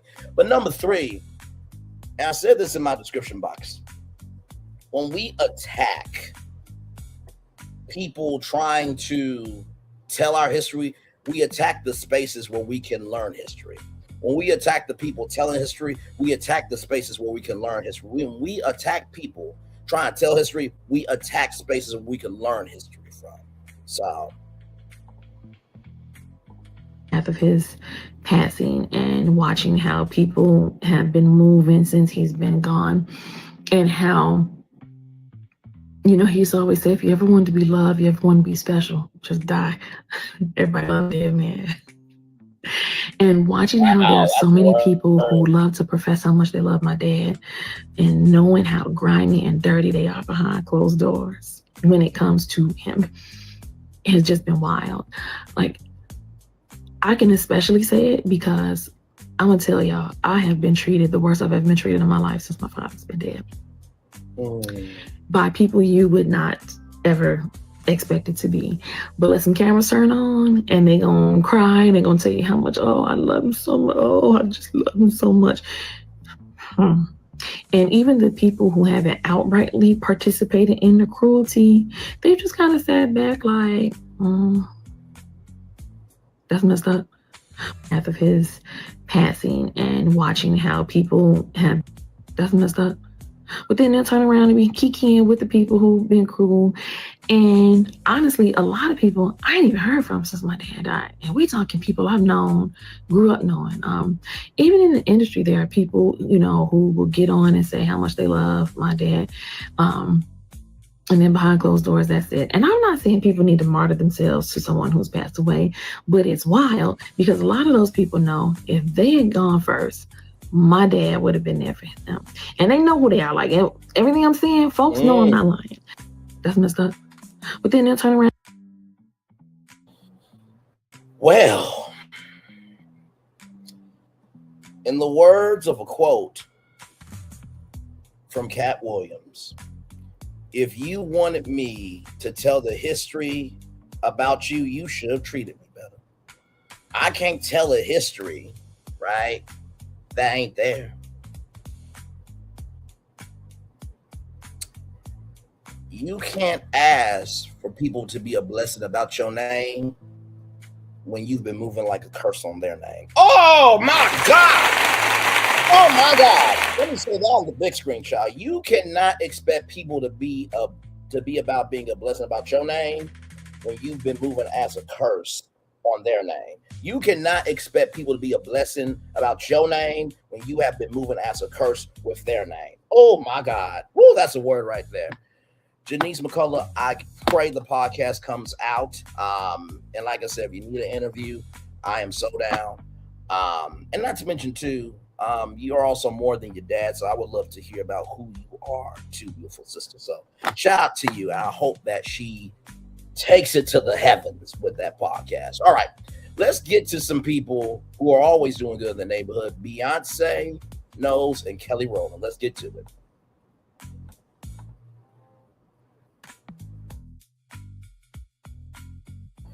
So check this out right here. They are opening an apartment building in Houston, and 31 units will be completely free permanently for people experiencing homelessness.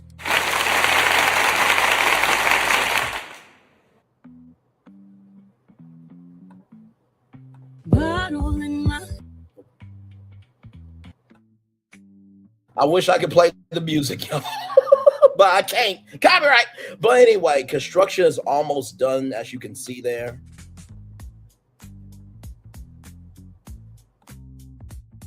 First of all, that's how you do it, right?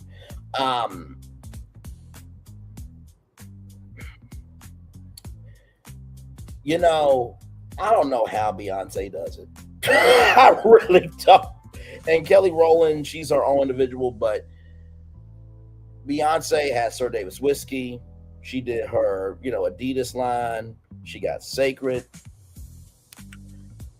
And, when it came to the Renaissance tour, right? I mean, that tour shut the motherfucking industry up.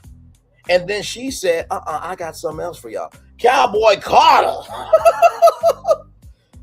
If you ain't got the mouth, get the fuck up out the South. Down. What was that one lyric from New York City, from Louisiana down to New York City? 16 carriages, power away. I said, country, right?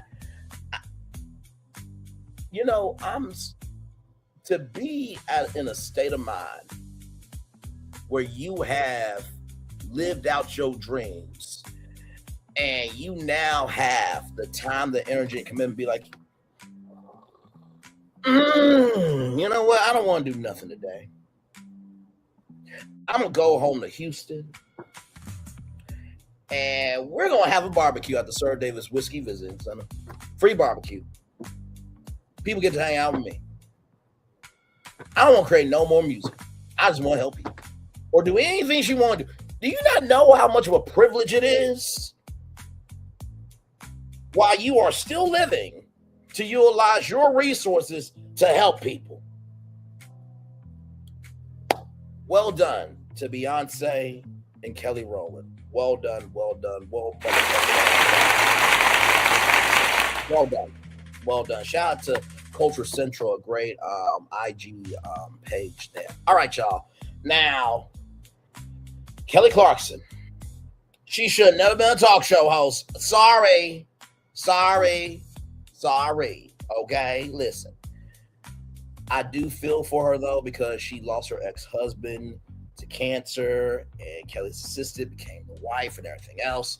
But also too, I do pray that the staff and crew of the Kelly Clarkson Show get jobs.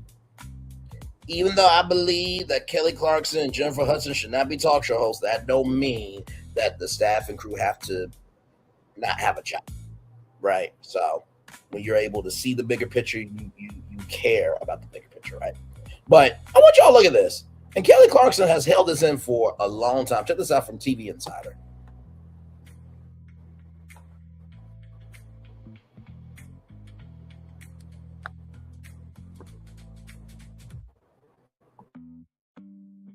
Kelly Clarkson calls out American Idol for lying about prize for winning the show.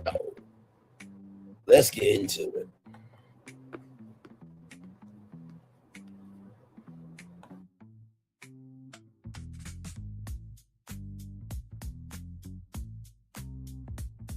So Kelly Clarkson revealed she never received the car she was promised for winning the first season of American Idol over 23 years ago. Other Idol winners and runner-up such as Clay Aiken and Carrie Underwood did receive cars as part of the prizes. Clarkson recently announced that the Kelly Clarkson Show will be ending after its 7th season so she can focus on her family. When I saw this, I'm like, okay, now listen, I don't like Kelly Clarkson as a talk show host, but music she throw down, okay? What does it kill you, make you stronger, stand a little taller, than in any home I belong. She can throw down and sing it, okay? Listen. And that's the thing. We may not like any and everything a person does, and that's all right. But that don't mean they ain't throwing down in the thing that they do best. Let's keep going.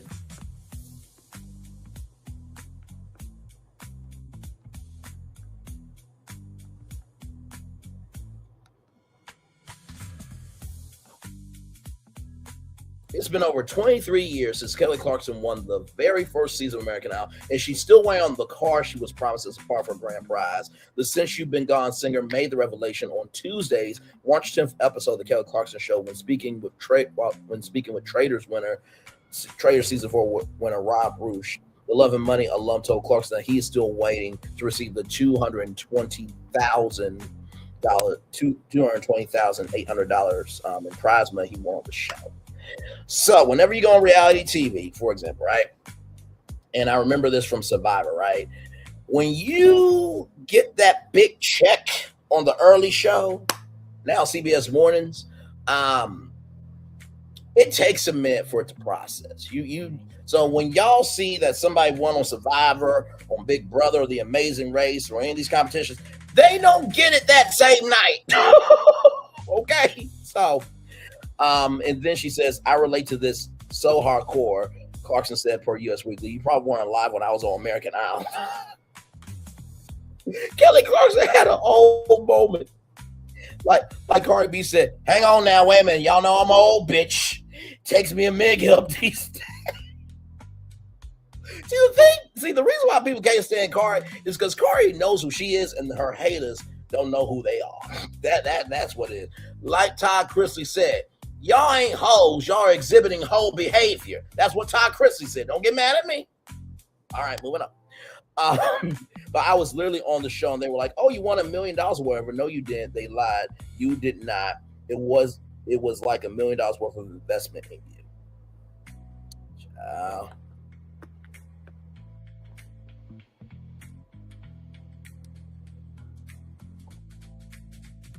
At the time, the prize for winning American Idol was a recording contract worth $1 million.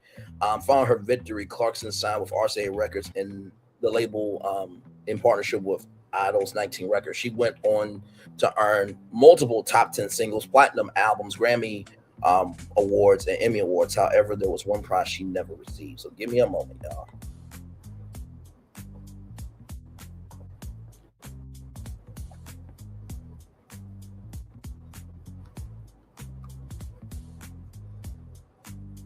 $220,800 richer now? Is that what it is? I think that's right. That's a nice number. So what was the moment you took that in? That That changes They still your haven't life. paid me. Oh. This is, let me, you know what? I relate to this. Put the pressure on. I relate to this so hardcore because whenever I won, they sold my, you probably weren't alive when I was on American Idol, but I literally was on the show and they were like, oh, you win $1 million or whatever. Da, da, da. No, you didn't. They lied. Wait, you did what? not. What'd you No, get? it was like $1 million worth of Mugs. investment in you. That's great. Like, you know what I'm saying? Yes! I didn't know that. And then they said you get a car, and I needed it because my car was bashed in and I couldn't afford the deductible. And no, I did not get a car. And then Clay Aiken, who didn't win the second season, got a car and his mom. Unbelievable. Oh, Clay Aiken got some smoke from the legend. I remember Clay telling me that the second season, he's like, yeah, they gave my mom one. I was like, I'm going to actually kick your ass right now. There should be some system where, like, if you win something on the first season of something, whatever the prizes become, you should retroactively get them. No, it was supposed to be the prize then. Okay, it was supposed to be the prize then. That's what I'm saying. But that's a good idea, though. It should be right. No. Yeah. But you know what? Hope you got enough TV time. Look, I feel like, look, you are a really good actor. No. I think you should go. Would you ever go into acting? You're really good at it. Anybody that can fool, like, that's crazy. Before Traders, I would have said, hell no, I'm not doing that. But, like, I think I could do it. I think I could do it. I'll tell you. So, child, I'm gonna just be real with y'all. I'm absolutely with that brother. And by the way, that was Daniel Radcliffe, everybody. I'm absolutely with that brother. It should be retroactive that if you don't get it then because the show is getting started, you will get it. And by the way, Ford, y'all were a proud sponsor. So you mean to tell me Clay Aiken and his mother got a car, but y'all couldn't give Kelly Clarkson a car? If y'all said $1 billion, y'all should have specified that. I'm on Kelly's side with this, okay? Now, for those of you who say, Braylon, why are you caring about Kelly Clarkson's problems? Didn't you just say that we shouldn't care about rich people's problems? I'm like, no. Y'all know where I come from. My 3 statements. Right is right, wrong is wrong. Do what you say you're going to do. And just because you don't have the best resources in order to give doesn't mean what you have doesn't mean it shouldn't matter to somebody. Right is right and wrong is wrong. I don't want to hear about white privilege. Okay, I don't want to hear that she a woman, that she could use her sexuality. I don't want to hear that shit. She did not get a car and $1 million and she was the winner. Fuck no. American Idol, you're wrong as shit for that.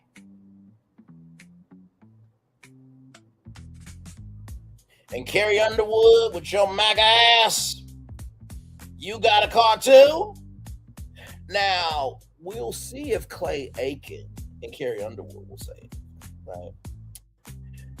And personally, American Idol is good enough now where, what season are they? Because they're on right now on ABC. Let me see what season it is. What season is American Idol on? American Idol is currently in its 24th season. 24th season. Premiering January 26, 2026. This is the 9th season since the show's revival on ABC. The judges are Carrie Underwood, Luke Bryan, and Lionel Richie, with Ryan Seacrest hosting. So, I think for the 25th season, for the first live show, y'all give Kelly Clarkson a car and a fucking $1 million. Do it big, damn it. Yeah, when it was the big finale on Fox, y'all brought out everybody. Y'all did big stuff. I mean, even Brian Dunkelman came back. Give Kelly Clarkson her $1 million and that car, okay? Please and thank you. And then they say, you get a car and I need it because my car is bashed in. I couldn't afford the insurance deductible. And she shared, no, and she shared, and then no, I did not get a car. The show then rubbed salt in the wound by giving season 2 runner Clay Aiken and his mom each a car. I'm like, what the fuck? Clarkson jokingly recalled. I remember Clay telling me that second season. He was like, yeah, they gave my mom one. I was like, I'm gonna actually kick your ass right now, Kelly. You got some black in you, child, and I'm here for it. I'm here for it. And you know what? I think that's the main reason why people really didn't like Kelly, because it's just like, do you have any emotions at all? it's just like, yes, yes, yes. It's almost like somebody being like Miss Banshee Gnosis. Break every chain. Break every chain. It's been 9 years, 9 motherfucking ass years. You want God to break chains that you placed upon yourself. No more, no more, no more drama. No more, no more, no more drama. Where the story be, where the story ends for me, and then how the story began.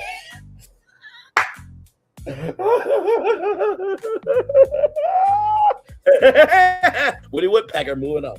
Other winners and runner-ups have also received cars, including season 4 winner and current American Idol judge Carrie Underwood. In a 2023 interview with Today's Country Radio with Kelly Berman, Underwood revealed that she still has the Ford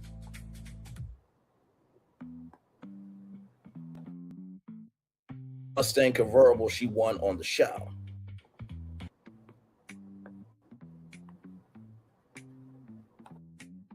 It always makes me want to drive it more because it was such a pivotal point in my life, she said, per US Weekly. That was the car I was driving around in when I first moved to Tennessee, and I'm very, very glad I still have that car. Clarkson returned to her daytime talk show on Monday, March 9th. After a brief hiatus in February, she announced that the Kelly Clarkson show will end with its current 7th season. This fall, she can focus on her family. Clarkson shares her daughter River and son Remy with her late ex-husband Brandon Blackstock, who died at the age of 48 in August 2025. Stepping away from the daily schedule will allow me to prioritize my kids, which feels necessary and right for this next chapter of our lives. She wrote in a February 2nd Instagram statement.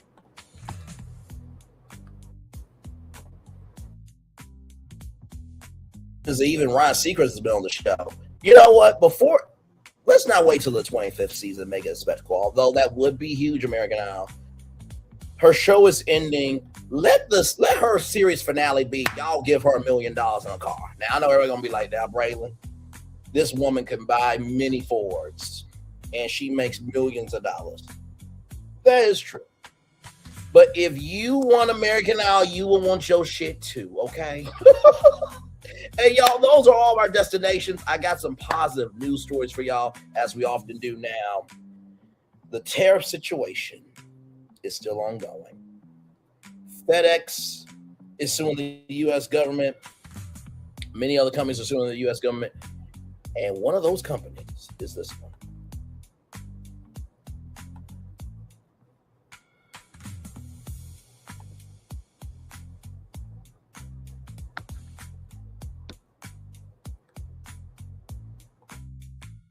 From CNET.com, Nintendo switches lanes, sues the United States over tariffs. Man, when you have Nintendo not liking your ass, you've really fucked up with the culture, okay? Mario wants his money back. Shout out to Oscar Gonzalez from CNET.com. Let's get into it.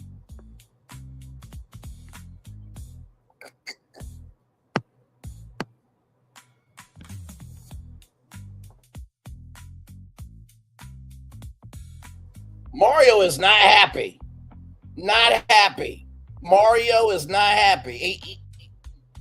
In the words of Luigi, this is a very tense moment. Okay, Mario, I'm about to read it. Good. Don't listen. There's some other people you should run over, and I give a fuck about how they recover, and leave them be before me. Okay, listen. I'm gonna read the destination right now. Okay. Okay, we good. Okay, good. And congratulations on the Super Mario Galaxy movie. Can't wait for it. April 1st is going to be good. All right, moving on.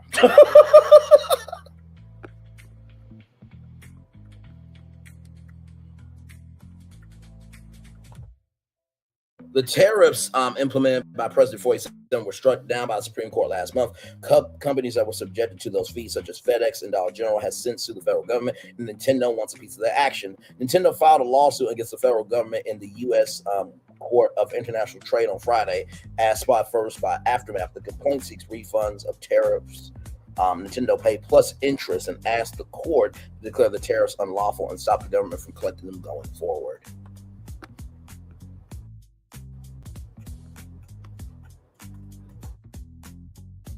Since February 1st, 2025, President 47 has executed the unlawful executive orders imposing tariffs on imports from a vast swath of countries, Nintendo said in the complaint.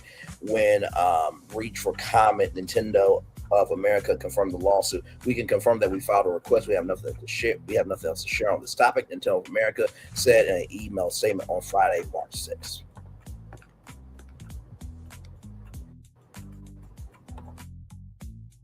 It is unclear how much Nintendo paid in tariffs and did not state an amount of the lawsuit. While the Switch was priced at $450 when it was launched last year and has stated that amount, Nintendo did increase the price of the original Switch and accessories for both consoles.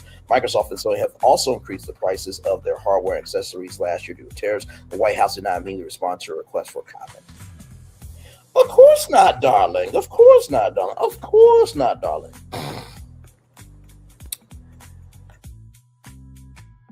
On February 20th, the Supreme Court ruled by a vote of 6-3 that the sweeping tariffs 47 instituted last year exceeded his executive powers. Following the ruling on the same day, 47 announced a new set of tariffs of 10% on foreign goods that will last for 150 days, starting February 24th. The decision on what to do with the collected tariffs are reported $166 billion. $166 billion, $166 motherfucking ass $billion has been left to the U.S. Court of International Trade. Judge Richard Eden told the U.S. Customs and Border Protection on Wednesday, March 4th, to refund the imports that were forced to pay tariffs, which is more than $330,000. On Friday, the CPB said it couldn't easily issue tariff refunds because the system requires duties to be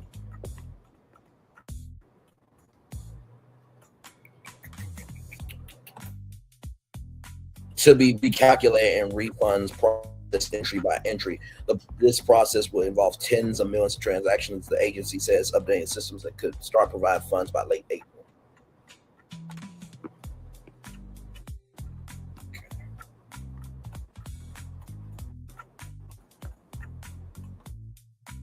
This is why I gotta say all that. If the president can use campaign funds to pay an adult star and to spank him, okay, if he could go to an island and, judge women's vulvas and tissue and their tightness and force them to perform fellatio with him and grape a 13-year-old, and that the allegations of raping E.G. Carroll was substantially true, of him doing that to E.G. Carroll in a dressing room, a U.S.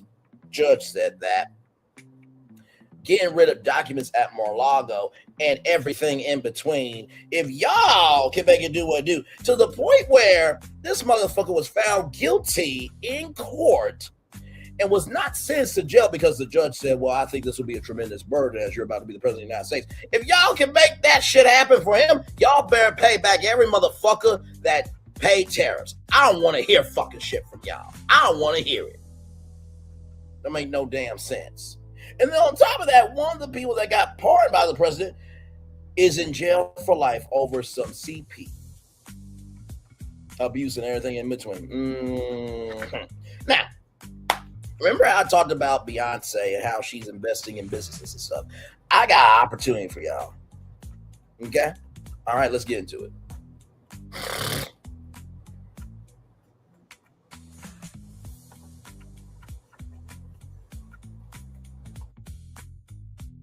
See it? You see it? Let me zoom in on it.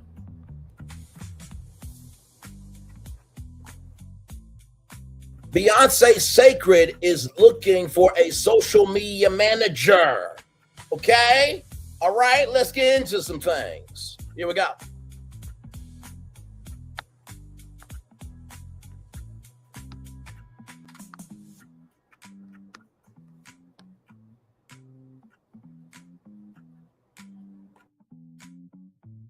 As social media manager, you will be responsible for helping to lead the development, planning, and execution of social media marketing campaigns. You will work closely with digital marketing, creative, and brand management teams to help meet brand objectives and ensure all social support of marketing campaigns and initiatives to deliver to Kirby Beauty Strategy.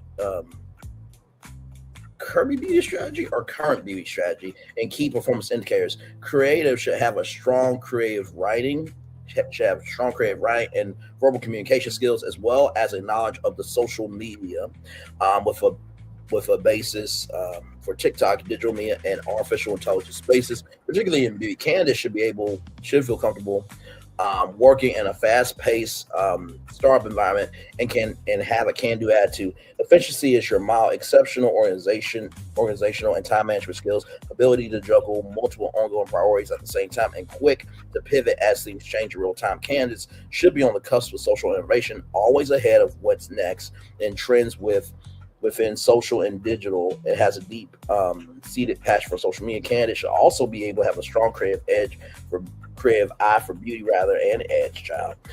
Candidates should be able to take an idea from conception to execution, engaging key partners and resources along the way to help achieve goals. So I'm gonna drop the link for this because I know that there are so many beauty influencers out there and content creators.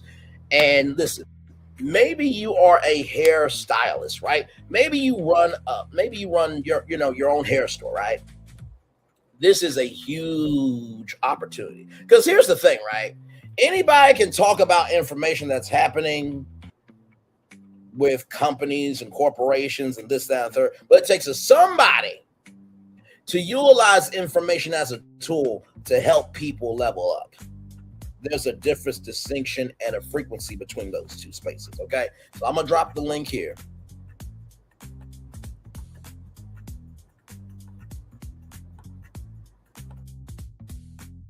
Give me a moment, y'all.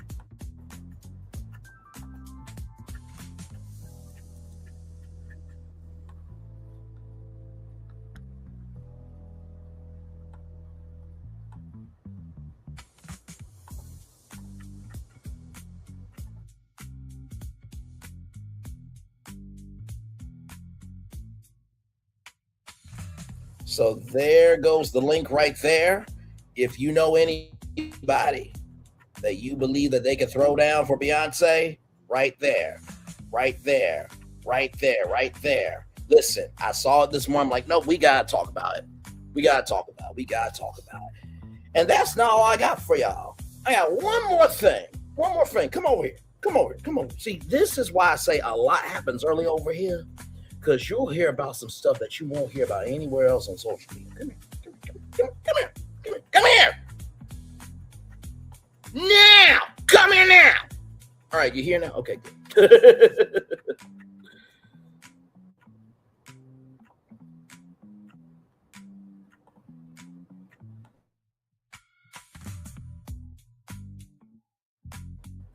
Hold on a second.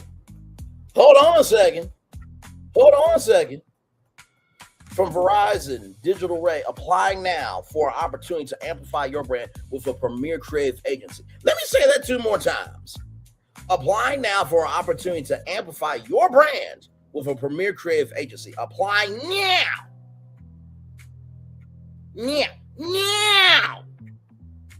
For an opportunity to amplify your brand for a premier creative agency. Let's get into it. Rather.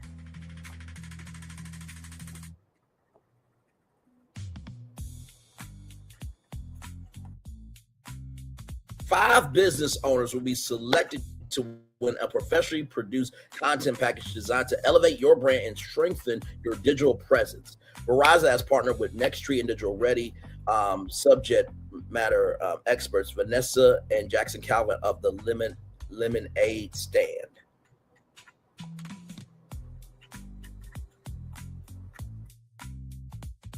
Okay, so there are people out here that are doing good in the neighborhood, but yet it's easier to have a YouTube channel that does more complaining than showcasing connections for the culture to rise up. But hey, listen, everybody got the right to do what the fuck they want to do when they want to do it, how they want to do it. Like Todd Chrisley said, Some of y'all ain't hoes. Y'all are exhibiting hoe behavior. That's what Todd Chrisley said. Don't get mad at me. Moving on.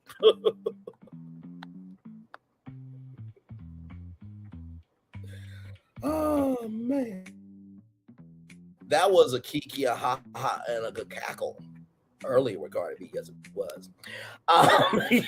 Verizon has partnered with Nexttree and Digital Ready subject matter experts Vanessa and Calvin Jackson of the Lemonade Stand Premier Creative Agency to help small businesses tell their story and stand out outline for this exciting promotion. The Amplify Your Brand promotion is built for businesses ready to take their digital presence to the next level. Winners will receive a content package valued at $17,000, including a custom video, content plan, and digital assets that help you put your digital ready learnings into practice and support business growth. So this is what the 5 winners are going to receive, okay? 5 winners will receive a premium content package from the Lemonade Stand, including content plan, a strategic content roadmap developed from a short intake form and a discovery call. That's the first thing you're going to get. Number 2, a promotional video. 1 polished 2 to 3 minute video highlighting your business story, plus 3 to 5 short form reels, 45 seconds each, optimized for social media. So content plan, promotional video, 1 polished one, plus 3 to 5 short form reels. So those are the first 2. Landing page. Let's keep going.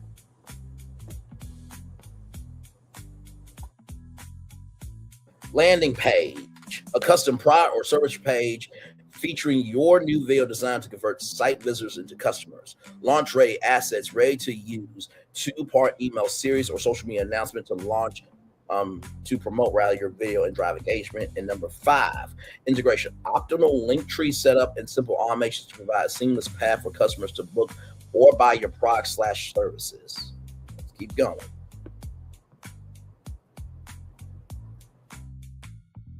So now that I got y'all attention, who can apply? Listen, this live will be up. You can go back to this at the end of the show. Just drag it all the way then until when you see this, stop.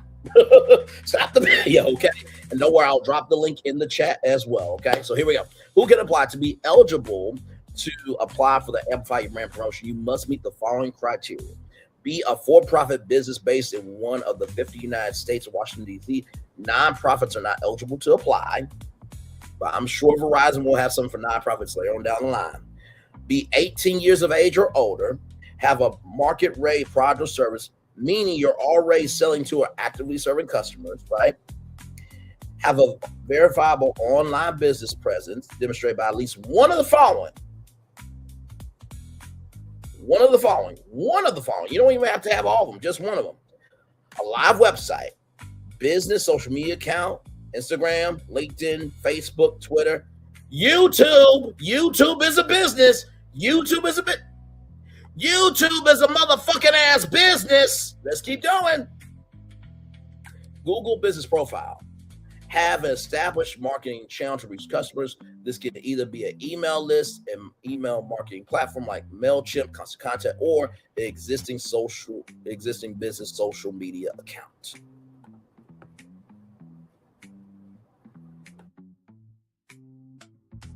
Have an established brand, meaning you already have a business logo or brand color palette, and then be able to provide required business and financial verification documents such as W-9s, ACH, etc. if selected to be a finalist.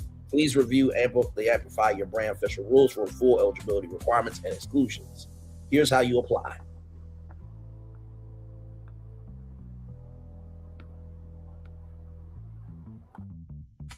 Complete any combination of 3 courses or virtual events in the online marketing, brand, and web design topic categories on the Digital Ready platform by 11:59 p.m. Pacific time. So let's translate that to Eastern Standard Time.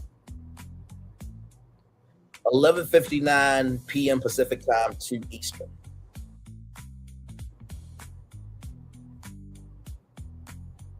$11:59 p.m. Pacific time is 2:59 a.m. Eastern time the next day. Pacific time is 3 hours behind Eastern time, so you add 3 hours to find the equivalent time.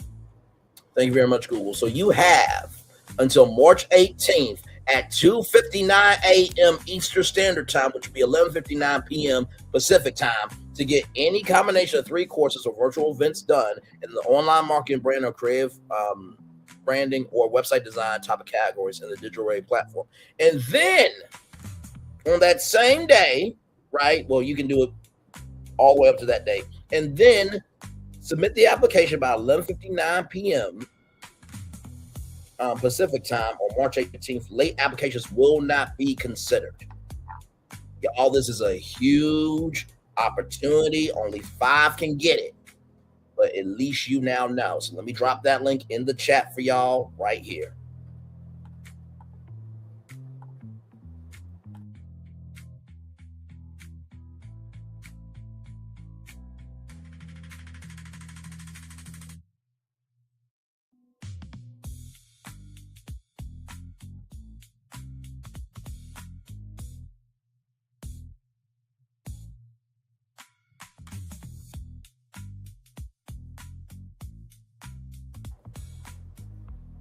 So there we go. So there is the link there. Now cut off. Okay. But right here, March 18th, 2:59 a.m. is the deadline. So I'm gonna drop the link again here so you guys can get the link here. It's still cut it off. Well, when you click it, you should be able to make it do what it do. But yes, so and like I said, all you gotta do too is even just type in digitalready.verizon.com, and there you go. Or even type in Digital Ready, Verizon Wireless, the Lemonade stand in Google. Get to this, make it do what it do. So let's promote the Lemonade stand real quick here.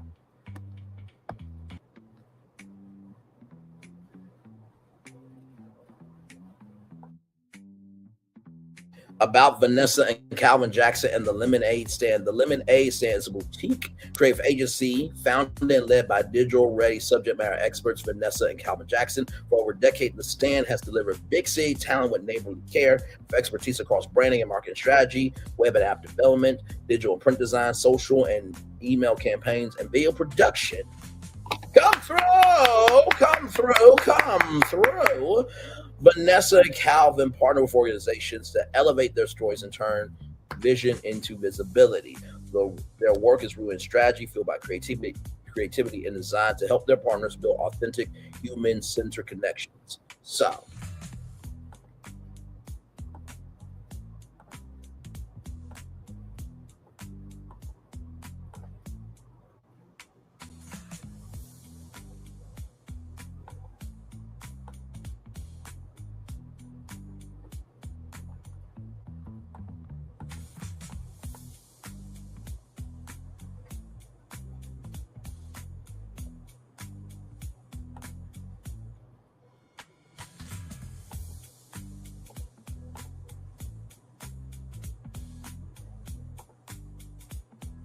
you walk into a business, you may not immediately notice just how good the team culture is, but you'll certainly notice when it's not working. Employee engagement is something that can affect every aspect of your business, so it pays to invest in your number one customer, your team. I'm Calvin Jackson. And I'm Vanessa Jackson. We're from the Lemonade Stand, a premier marketing design agency. Today, we have a team dynamic that we're extremely proud of. But we will admit, it took some work to get there. What are some of the signs that your team culture needs work, and how do you revitalize it? In this video, we'll share some of the most valuable tips we've learned on our journey to creating a purpose-driven culture that retains top talent while boosting customer satisfaction. Step 1, assess your current culture. Signs of an ailing culture can show up anywhere and can sometimes be attributed to individual performance. But if you're noticing lackluster contributions in multiple areas like customer service, job performance, or participation in meetings, it's time for a closer look. Determine where there might be pain points for your team.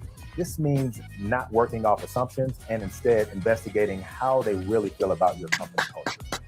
Talk to your team members one-on-one or offer them opportunity to provide anonymous feedback.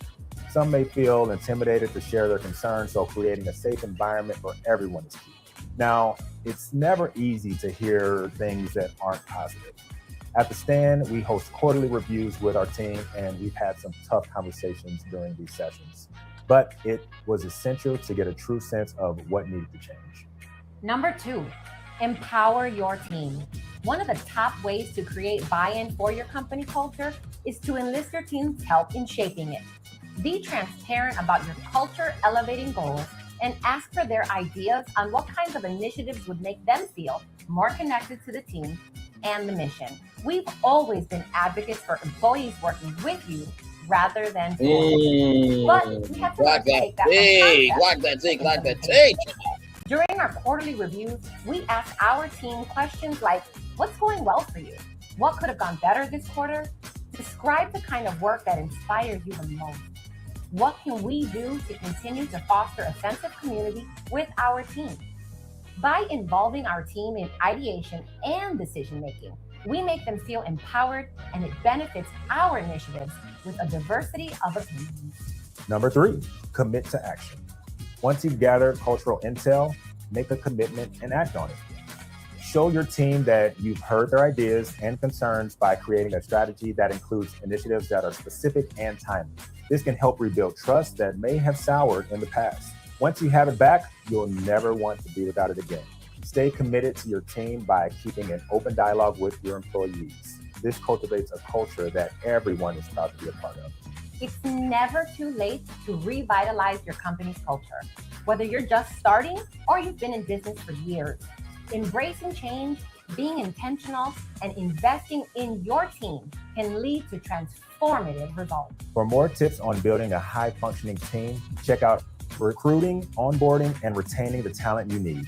Register for free or log in at Verizon Small Business Digital Ready to level up your skills. Resources are out here, people. My Lord Jesus. And I'm going to need y'all to do something. If somebody is talking about more problems, complaining, and they ain't being about wanting to move forward with solutions, quit listening to that dumb fucking ass shit. What a concept. Just a thought. Now you can do what you want to do, but here's the link right here. 5 businesses is going to get a package for $17,000 to amplify their brand. Somebody could be a social media manager for Beyonce's hair care line, Sacred. Ciao. My Lord, we are the best tool and the worst weapon for our own culture. My Lord Jesus. Now let me showcase the lemonade stand real quick, the website.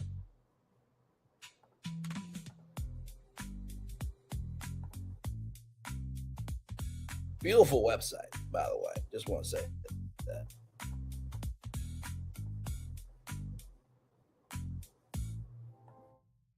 Some of the companies they've done: Berwyn, Illinois, McDonald's, AGB, Innovative Security Solutions, IBEV. Let's scroll down here.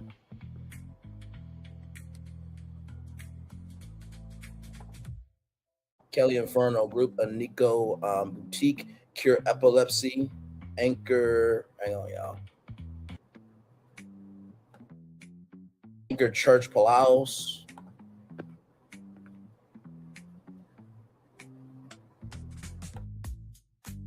Looks like FFX, Stick Chicago, Medicine, Customs. Custom Companies, Earth Color,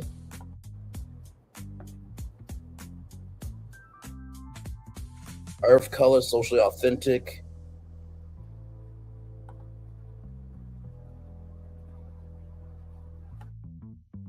NASA Educational Enrichment, and Small Business Resource. I'm gonna drop the link to Lemonade Stand as well in the chat. Give me a moment.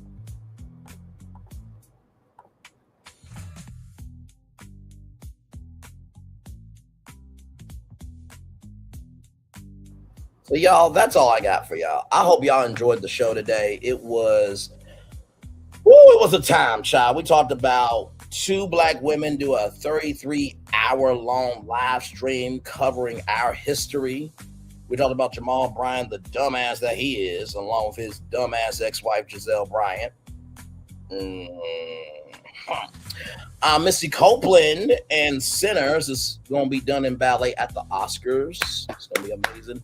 Cardi B recognizing that black people created this motherfucker, but yet her haters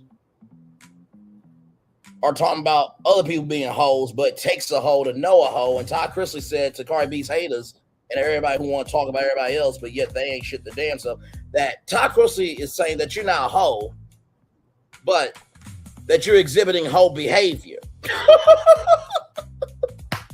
We talked about Old Dominion and the powering that happened there, and light love and prayers to the staff, the faculty, the students, and to Norfolk, Virginia, and to every HBCU and college and everybody around the world and in between there. JeNiece McCullough, she wants to bring back her podcast, talking about her dad and some other hot topics. And like I said, if you need a social media coordinator, look, tag me and I'm right here. Beyonce and Kelly Rowland opening up housing projects, and 31 of those will be free permanently for people experiencing homelessness. And then Kelly Clarkson not getting $1 million in that car from Ford. In addition to that, Nintendo is suing the government. Nintendo win, motherfucking ass win. And you know what? You're going to get a lot of people, because guess what? The president don't like people, whether they're digital or real. Look, I don't like Mario and Luigi, they're Italian. Why is there a kingdom called the Mushroom Kingdom? Now listen, I like peaches, but I like them white. I don't like them juicy and orange, because that's diversity, equity, inclusion, and connection. And I don't like DEI. I don't. I promise you will have a lot of people on your side, Nintendo. I promise you that. Then, of course, Beyonce is looking for a social media manager for her hair care brand, Sacred. So, I mean, like, come on now. Like, the link is right there. The link is right there. The link is right there to work with Beyonce. The link is right fucking there. And then, of course, 5 businesses getting $17,000 amplification of their brand. Look, the link is right there. You asking me where the link is? The link is right there. And by the way, 2:59 a.m. Eastern Standard Time, which will be 11:59 p.m. Pacific Time, March 18th is the deadline. You got to do 3 courses and apply for the thing. You got to fill out the form. So there is there.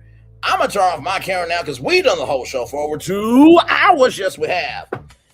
Y'all want to take a commercial break, and we'll be back with more right after this. We're live on tour. Like, comment, share, subscribe. We'll be back right after this trailer.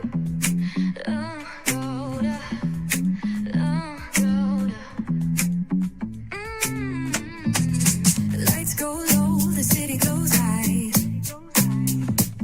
Stories untold under moonlit skies. Pray lonely, got the vibe, got the flow for the culture. Yeah, you already know. Turn it up, lean back, feel the breeze. Late night truths drifting through the trees. It's for the culture, by the culture. Braylon got the soul to show ya. Breaking it down, lifting it higher. Feel the rhythm, spark the fire. Headlines flip with a soulful twist. Behind the scenes where the magic sits. It's the heartbeat of the now and the then, where the story starts and never ends. Tune in, lean and feel the groove. Every moment, a vibe you can't lose. It's for the culture, by the culture. Braylon got the soul to show ya. Breaking it down, lifting it higher. Feel the rhythm, spark the fire.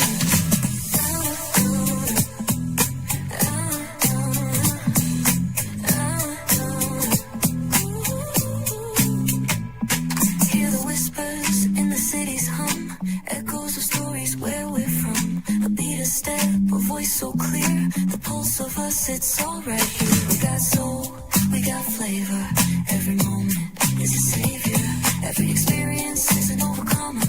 Turn it up, feel the glow, let the rhythm flow. Spotlight shining, we in the zone. This is the place where the culture's grown.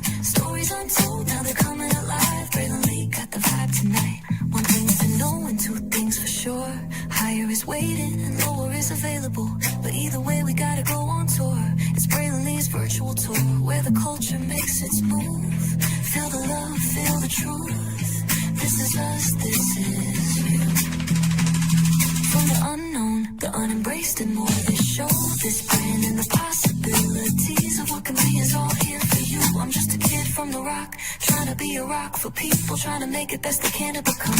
Being moved as a creator of power, to lift up all of us, not just a selective few. For the culture, by the culture, here we be. Braylon Lee, bringing life to your screen. Feel the soul, feel the truth, we're free. Trust and believe it's entertainment, news done away with.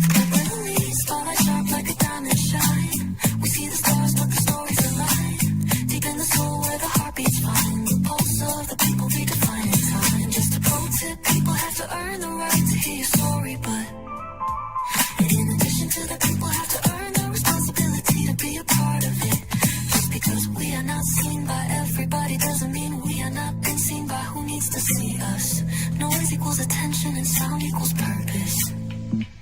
Anybody can be a creator, but it takes a somebody to be an artist.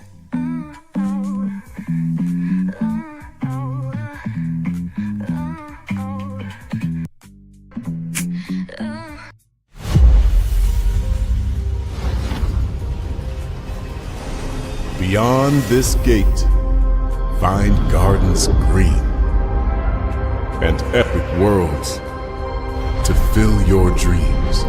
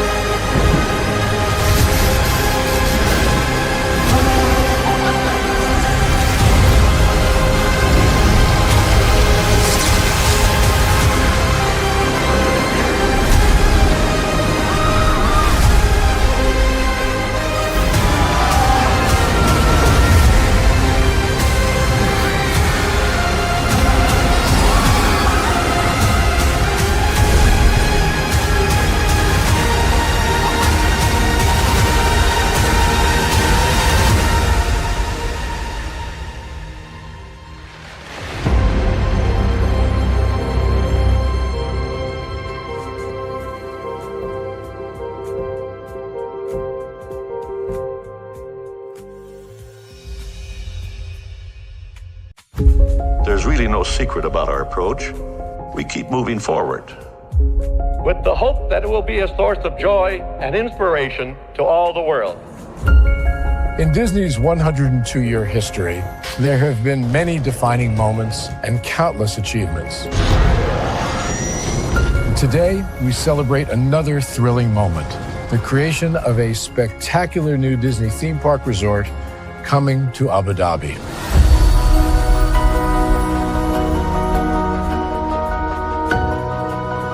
Abu Dhabi is a place where heritage meets innovation, a place where we preserve our past while designing the future.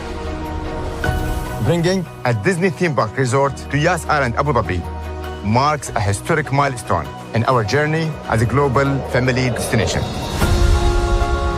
The 7th Disney theme park resort destination represents a new frontier in theme park ambitions. Our resort in Abu Dhabi will be the most advanced and interactive destination in our entire portfolio.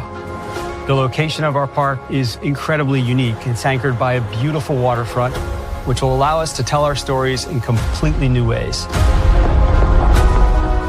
Ultimately, this project will be a celebration of what's possible when creativity and progress come together. What we are creating with Disney in Abu Dhabi is a whole new world of imagination, an experience that will inspire generations across the region and the world. This collaboration represents a powerful fusion of Disney's unmatched legacy in storytelling and Mira's commitment to bringing world-class entertainment to our guests. Abu Dhabi's vision for the future is to create a legacy for generations to come. Disneyland Abu Dhabi will be authentically Disney and distinctly Emirati.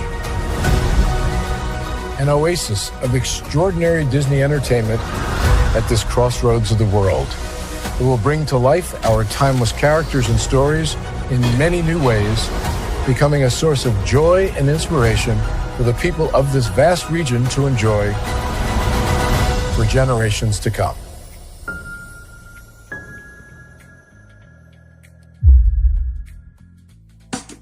Caesar. Just look at him. Politician. General. Author. Ruler. Man.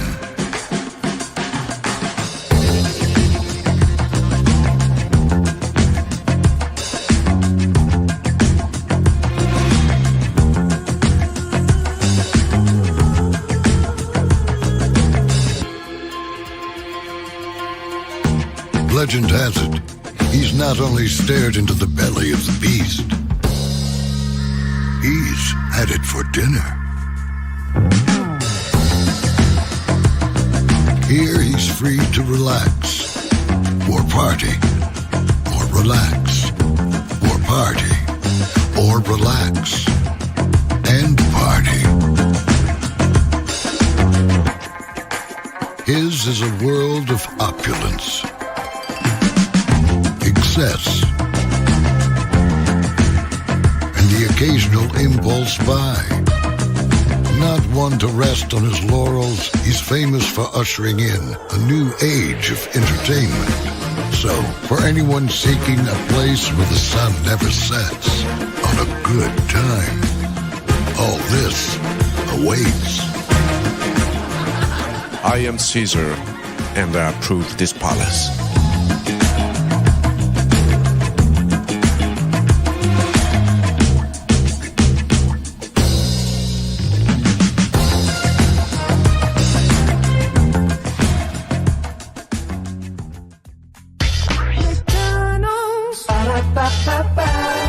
I'm loving it. I'm loving y'all right back. Welcome back. And you know, today is such a good damn Friday. I just want to can I give y'all just one more destination? Let's do it. Dallas 11-year-old living $450,000 motorsports dream. Shout out to NBC5, Dallas, Fort Worth, Texas. And of course, when a kid is doing good in the neighborhood, we got to elevate it. So let's get into it, everybody. Here we go. And then we're going to head on out. Yes, indeed.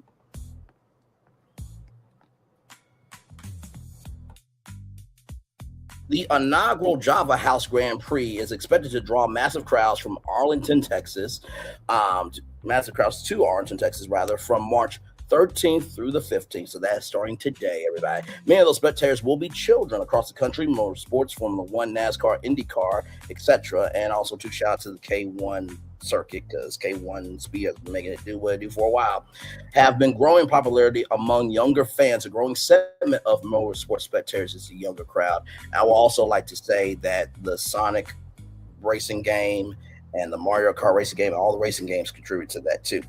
One of those kids is already living out many of his racing dreams. 11-year-old Liam Nashwati. Sorry if I butchered that, my brother. My bad. The professional go-kart driver just started at just 6 years old.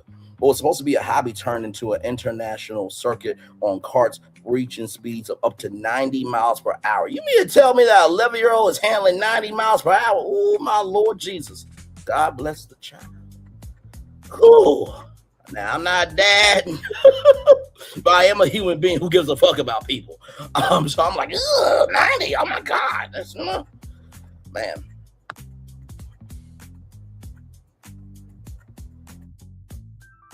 See here. I came to race here in America, Dubai, like Abu Dhabi, England. We go swing. I race in Italy. Nashwati said he is on the Ricky Flynn Motorsports team, the same team that helped to shape the early careers of Formula One drivers like Formula One World Drivers Champion Leonardo Norris and his McLaren teammate Oscar Piastri. Liam said he loves the thrill. His parents want to make sure he is always safe. Exactly right. While knowing the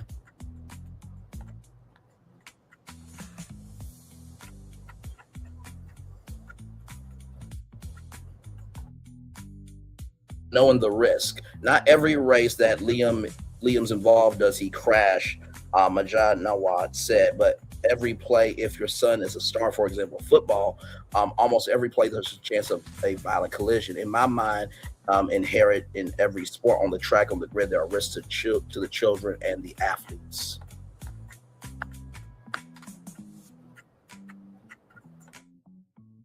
Liam would love to fulfill his dream of earning a rare seat in Formula One. While Formula One is very different than IndyCar racing, he and his family are very excited about the Java House Grand Prix racing into Arlington, Texas. That's definitely a big milestone for Texas as a state, and IndyCar for itself. I think that's really exciting, Liam said.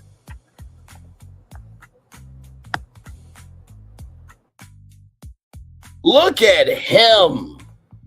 Just amazing. Just like that brother who is the first autistic NASCAR driver. 11-year-olds are rocking it out. People with autism are rocking it out. But yet people who make fun of people with disabilities and post children online and cause hell and get other people to do their dirty work and this, that, and the third ain't doing shit in life. Shut up, Braylon. This is about an 11-year-old child. I'm sorry. That coffee finally got to me. I put a lot of sugar in, so it finally got to my head. So my bad, y'all. But no, congratulations, man, to this 11-year-old. Let's keep going. This is amazing. Absolutely amazing. Woo! Like Todd Chrisley said, some of y'all talking about other people being hoes when you're a hoe yourself, allegedly. That's what Todd Chrisley was saying. Todd Chrisley was saying you ain't a hoe, you're exhibiting hoe behavior. Moving on.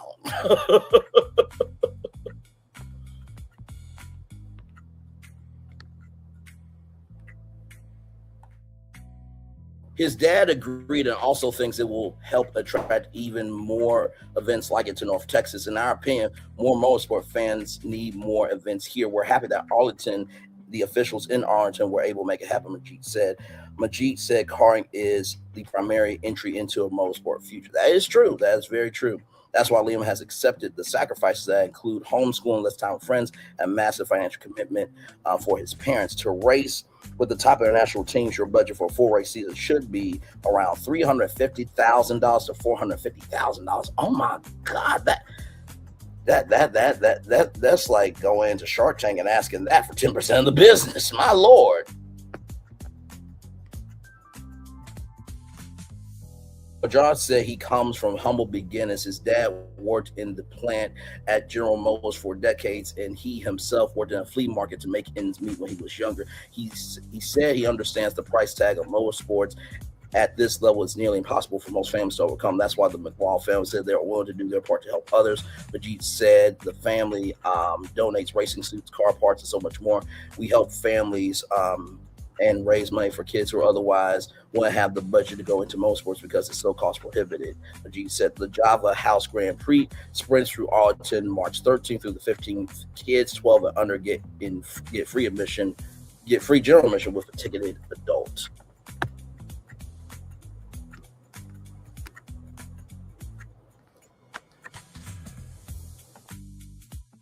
Then y'all, here's the video right here. Here we go.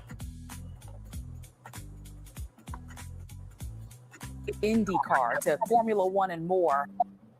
The popularity of motorsports from NASCAR to IndyCar to Formula One and more has increased year over year. And a local 11-year-old is one of the many hoping that enthusiasm turns into a professional career and helping others stay on track. My name is Liam Natawari. I am 11 years old, and I'm a professional go-karting driver. That is awesome. What started as a hobby at 6 years old This was my first podium nationally ever. has turned into an international circuit for Liam Natawari. I race here in America, Dubai, like Abu Dhabi, England. I'm going to Sweden. I race in Italy. The driving is Oh, this warms my heart so 80, much. maybe 90. For Liam, it's about the thrill. For his parents, it's about staying safe and knowing the risk. Not every race that Liam's involved in does he crash.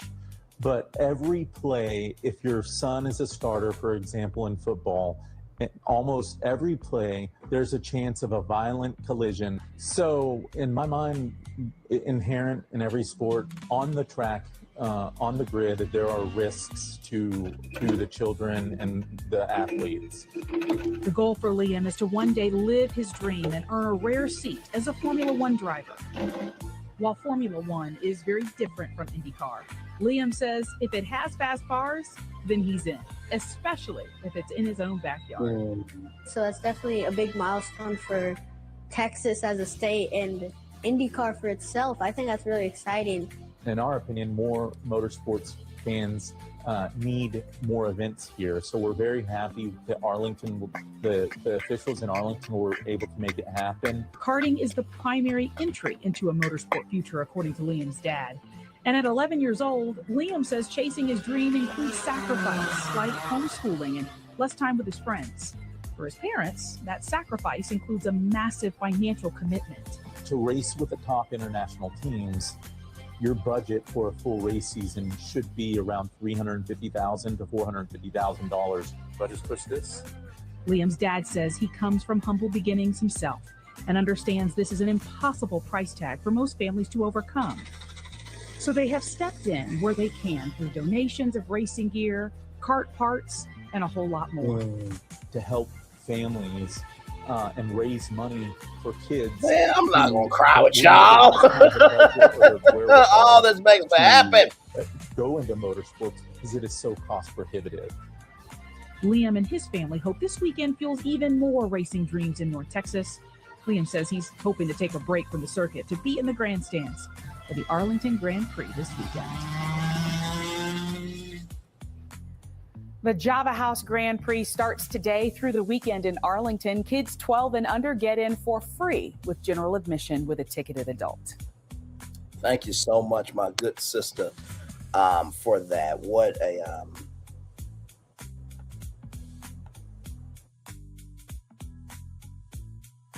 thank you, my good sister, for that. What a wonderful kid. I said nothing but light, love, and prayers to him. And also, shout out to Tia Norfleet, the first African-American woman in NASCAR. Shout out to her too, damn it.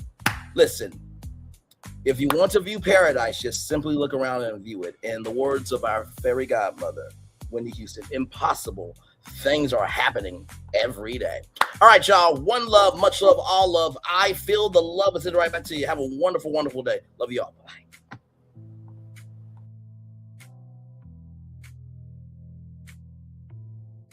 I thought I should tell you they've been talking about you. Yeah, they've been talking about you. They've been talking about the fact that they've done everything they could to stop you and everything they could to block you, but you still win. They've been talking about the fact that they have undermined your success and they have tried to sabotage your seasons, but you keep winning. They've been talking about the fact that even though they don't like each other, they get together to try to kill you, but you keep winning. They've been talking about the fact that you were voted least likely to succeed, but like cream, you keep rising to the top. They've been talking about how they tried to burn your world down, but like the phoenix, you rose from the ashes. They've been talking about you. And you know what they say? Oh, she's just lucky. He's just lucky. But no, you ain't lucky. You're anointed. You got something on you. You got favor on you. You got power on you. You were born to win. Now they can call it luck, but it's grace. They can call it luck, but it's favor. But whatever they call it, it doesn't matter, because you know what God calls you? Do you know what God calls you? A winner. I thought I should tell you they've been talking about you. Yeah, they've been talking about you. They've been talking about the fact that they've done everything they could to stop you and everything they could to block you, but you still win. They've been talking about the fact that they have undermined your success and they have tried to sabotage your seasons, but you keep winning. They've been talking about the fact that even though they don't like each other, they get together to try to kill you, but you keep winning. They've been talking about the fact that you were voted least likely to succeed, but like cream, you keep rising to the top. They've been talking about how they tried to burn your world down, but like the phoenix, you rose from the ashes. They've been talking about you. And you know what they say? Oh, she's just lucky. He's just lucky. But no, you ain't lucky. You're anointed. You got something on you. You got favor on you. You got power on you. You were born to win. Now they can call it luck, but it's grace. They can call it luck, but it's favor. But whatever they call it, it doesn't matter, because you know what God calls you? Do you know what God calls you? A winner. I thought I should tell you they've been talking about you. Yeah, they've been talking about you. They've been talking about the fact that they've done everything they could to stop you and everything they could to block you, but you still win. They've been talking about the fact that they have undermined your success and they have tried to sabotage your seasons, but you keep winning. They've been talking about the fact that even though they don't like each other, they get together to try to kill you, but you keep winning. They've been talking about the fact that you were voted least likely to succeed, but like cream, you keep rising to the top. They've been talking about how they tried to burn your world down, but like the phoenix, you rose from the ashes. They've been talking about you. And you know what they say? Oh, she's just lucky. He's just lucky. But no, you ain't lucky. You're anointed. You got something on you. You got favor on you. You got power on you. You were born to win. Now they can call it luck, but it's grace. They can call it luck, but it's favor. But whatever they call it, it doesn't matter, because you know what God calls you? Do you know what God calls you? A winner.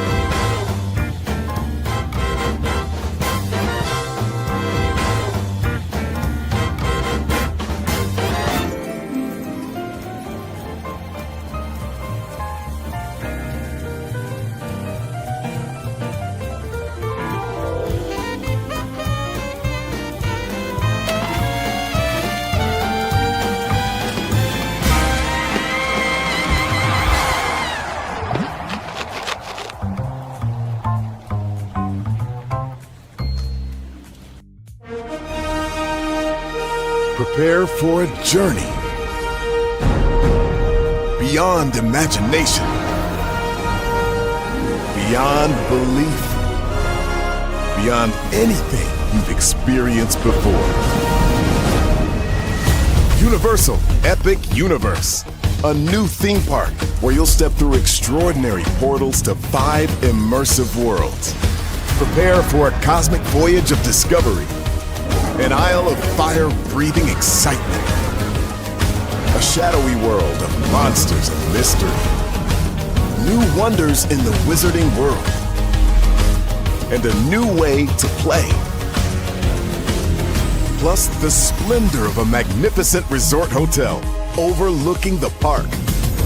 It's all new excitement at Universal Orlando Resort. A week's worth of vacation thrills with 4 amazing theme parks, a variety of spectacular themed hotels, and incredible dining and entertainment. It's all at Universal Orlando Resort, where you'll find new adventures every day. Explore the astonishing worlds of Universal Epic Universe at Universal Orlando Resort. Because here's the thing, a good streamer can find other content. Because here's the thing, a good streamer can find other content. Because here's the thing, a good streamer can find other content. Because here's the thing, a good streamer can find other content. Because here's the thing, a good streamer can find other content. Because here's the thing, a good streamer can find other content. Because here's the thing, a good streamer can find other content. Because here's the thing, a good streamer can find other content. Because here's the thing, a good streamer can find other content. Because here's the thing, a good streamer can find other content. Because here's the thing, a good streamer can find other content. I have been moving on my own accord, covering Black culture. There is more to life. I heard that, friend. Braylon, shout out to Braylon. Make sure y'all go follow Braylon in case y'all haven't. I love your content. I have been moving on my own accord, covering Black culture. There is more to life. I heard that, friend. Braylon, shout out to Braylon. Make sure y'all go follow Braylon in case y'all haven't. I love your content. I have been moving on my own accord, covering Black culture. There is more to life. I heard that, friend. Braylon, shout out to Braylon. Make sure y'all go follow Braylon in case y'all haven't. I love your content. I have been moving on my own accord, covering Black culture. There is more to life. I heard that, friend. Braylon, shout out to Braylon. Make sure y'all go follow Braylon in case y'all haven't. I love your content. I have been moving on my own accord, covering Black culture. There is more to life. I heard that, friend. Braylon, shout out to Braylon. Make sure y'all go follow Braylon in case y'all haven't. I love your content. Child, Braylon been over there doing his thing, minding his GD business, staying out of trouble, trying to get the folks some positive stuff to talk about. Besides lying all the damn time. Child, Braylon been over there doing his thing, minding his GD business, staying out of trouble, trying to get the folks some positive stuff to talk about. Besides lying all the damn time. Child, Braylon been over there doing his thing, minding his GD business, staying out of trouble, trying to get the folks some positive stuff to talk about. Besides lying all the damn time. Child, Braylon been over there doing his thing, minding his GD business, staying out of trouble, trying to get the folks some positive stuff to talk about. Besides lying all the damn time. Child, Braylon been over there doing his thing, minding his GD business, staying out of trouble, trying to get the folks some positive stuff to talk about. Besides lying all the damn time. Child, Braylon been over there doing his thing, minding his GD business, staying out of trouble, trying to get the folks some positive stuff to talk about. Besides lying all the damn time. Child, Braylon been over there doing his thing, minding his GD business, staying out of trouble, trying to get the folks some positive stuff to talk about. Besides lying all the damn time. Child, Braylon been over there doing his thing, minding his GD business, staying out of trouble, trying to get the folks some positive stuff to talk about. Besides lying all the damn time? Child, Brandon been over there doing his thing, minding his GD business, staying out of trouble, trying to get the folks some positive stuff to talk about. Besides lying all the damn time? Child, Brandon been over there doing his thing, minding his GD business, staying out of trouble, trying to get the folks some positive stuff to talk about. Besides lying all the damn time? Child, Brandon been over there doing his thing, minding his GD business, staying out of trouble, trying to get the folks some positive stuff to talk about. Besides lying all the damn time? Child, Brandon been over there doing his thing, minding his GD business, staying out of trouble, trying to get the folks some positive stuff to talk about. Besides lying all the damn time? Child, Brandon been over there doing his thing, minding his GD business, staying out of trouble, trying to get the folks some positive stuff to talk about. Besides lying all the damn time? Child, Brandon been over there doing his thing, minding his GD business, staying out of trouble, trying to get the folks some positive stuff to talk about. Besides lying all the damn time? Child, Brandon been over there doing his thing, minding his GD business, staying out of trouble, trying to get the folks some positive stuff to talk about. Besides lying all the damn time? Child, Brandon been over there doing his thing, minding his GD business, staying out of trouble, trying to get the folks some positive stuff to talk about. Besides lying all the damn time? Child, Brandon been over there doing his thing, minding his GD business, staying out of trouble, trying to get the folks some positive stuff to talk about. Besides lying all the damn time? Child, Brandon been over there doing his thing, minding his GD business, staying out of trouble, trying to get the folks some positive stuff to talk about. Besides lying all the damn time? Child, Brandon been over there doing his thing, minding his GD business, staying out of trouble, trying to get the folks some positive stuff to talk about. Besides lying all the damn time? Minding his GD business, staying out of trouble, trying to get the folks some positive stuff to talk about. Besides lying all the damn time? Child, Brandon been over there doing his thing, minding his GD business, staying out of trouble, trying to get the folks some positive stuff to talk about. Besides lying all the damn time? Child, Brandon been over there doing his thing, minding his GD business, staying out of trouble, trying to get the folks some positive stuff to talk about. Besides lying all the damn time? Child, Brandon been over there doing his thing, minding his GD business, staying out of trouble, trying to get the folks some positive stuff to talk about. Besides lying all the damn time? Child, Brandon been over there doing his thing, minding his GD business, staying out of trouble, trying to get the folks some positive stuff to talk about. Besides lying all the damn time? Child, Brandon been over there doing his thing, minding his GD business, staying out of trouble, trying to get the folks some positive stuff to talk about. Besides lying all the damn time? Child, Brandon been over there doing his thing, minding his GD business, staying out of trouble, trying to get the folks some positive stuff to talk about. Besides lying all the damn time? Child, Brandon been over there doing his thing, minding his GD business, staying out of trouble, trying to get the folks some positive stuff to talk about. Besides lying all the damn time? Child, Brandon been over there doing his thing, minding his GD business, staying out of trouble, trying to get the folks some positive stuff to talk about. Besides lying all the damn time? Child, Brandon been over there doing his thing, minding his GD business, staying out of trouble, trying to get the folks some positive stuff to talk about. Besides lying all the damn. Good morning, TikTok. Can I have your attention, please? Girl, are you ticking? Are you talking? Because knowledge is knocking. Then I want to talk to you real quick about ignoring a bitch. Oh, there's power in turning the other cheek.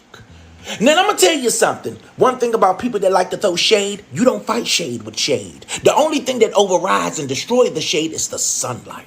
See, your light got to be so bright that you keep that bitch where they belong. In the shadows, the dark. The bitch is invisible, and we don't see you, girl. See, you don't go back and forth with a person that's hating on you, because when you do that, you become just like them. A weak bitch. So the next time they mention your name in a status, or your name come up in a conversation. Don't respond because you're too high to look that low. We can't go back and forth with people that we can't reach and that's not on our level. We not sitting at the same table eating the same meals.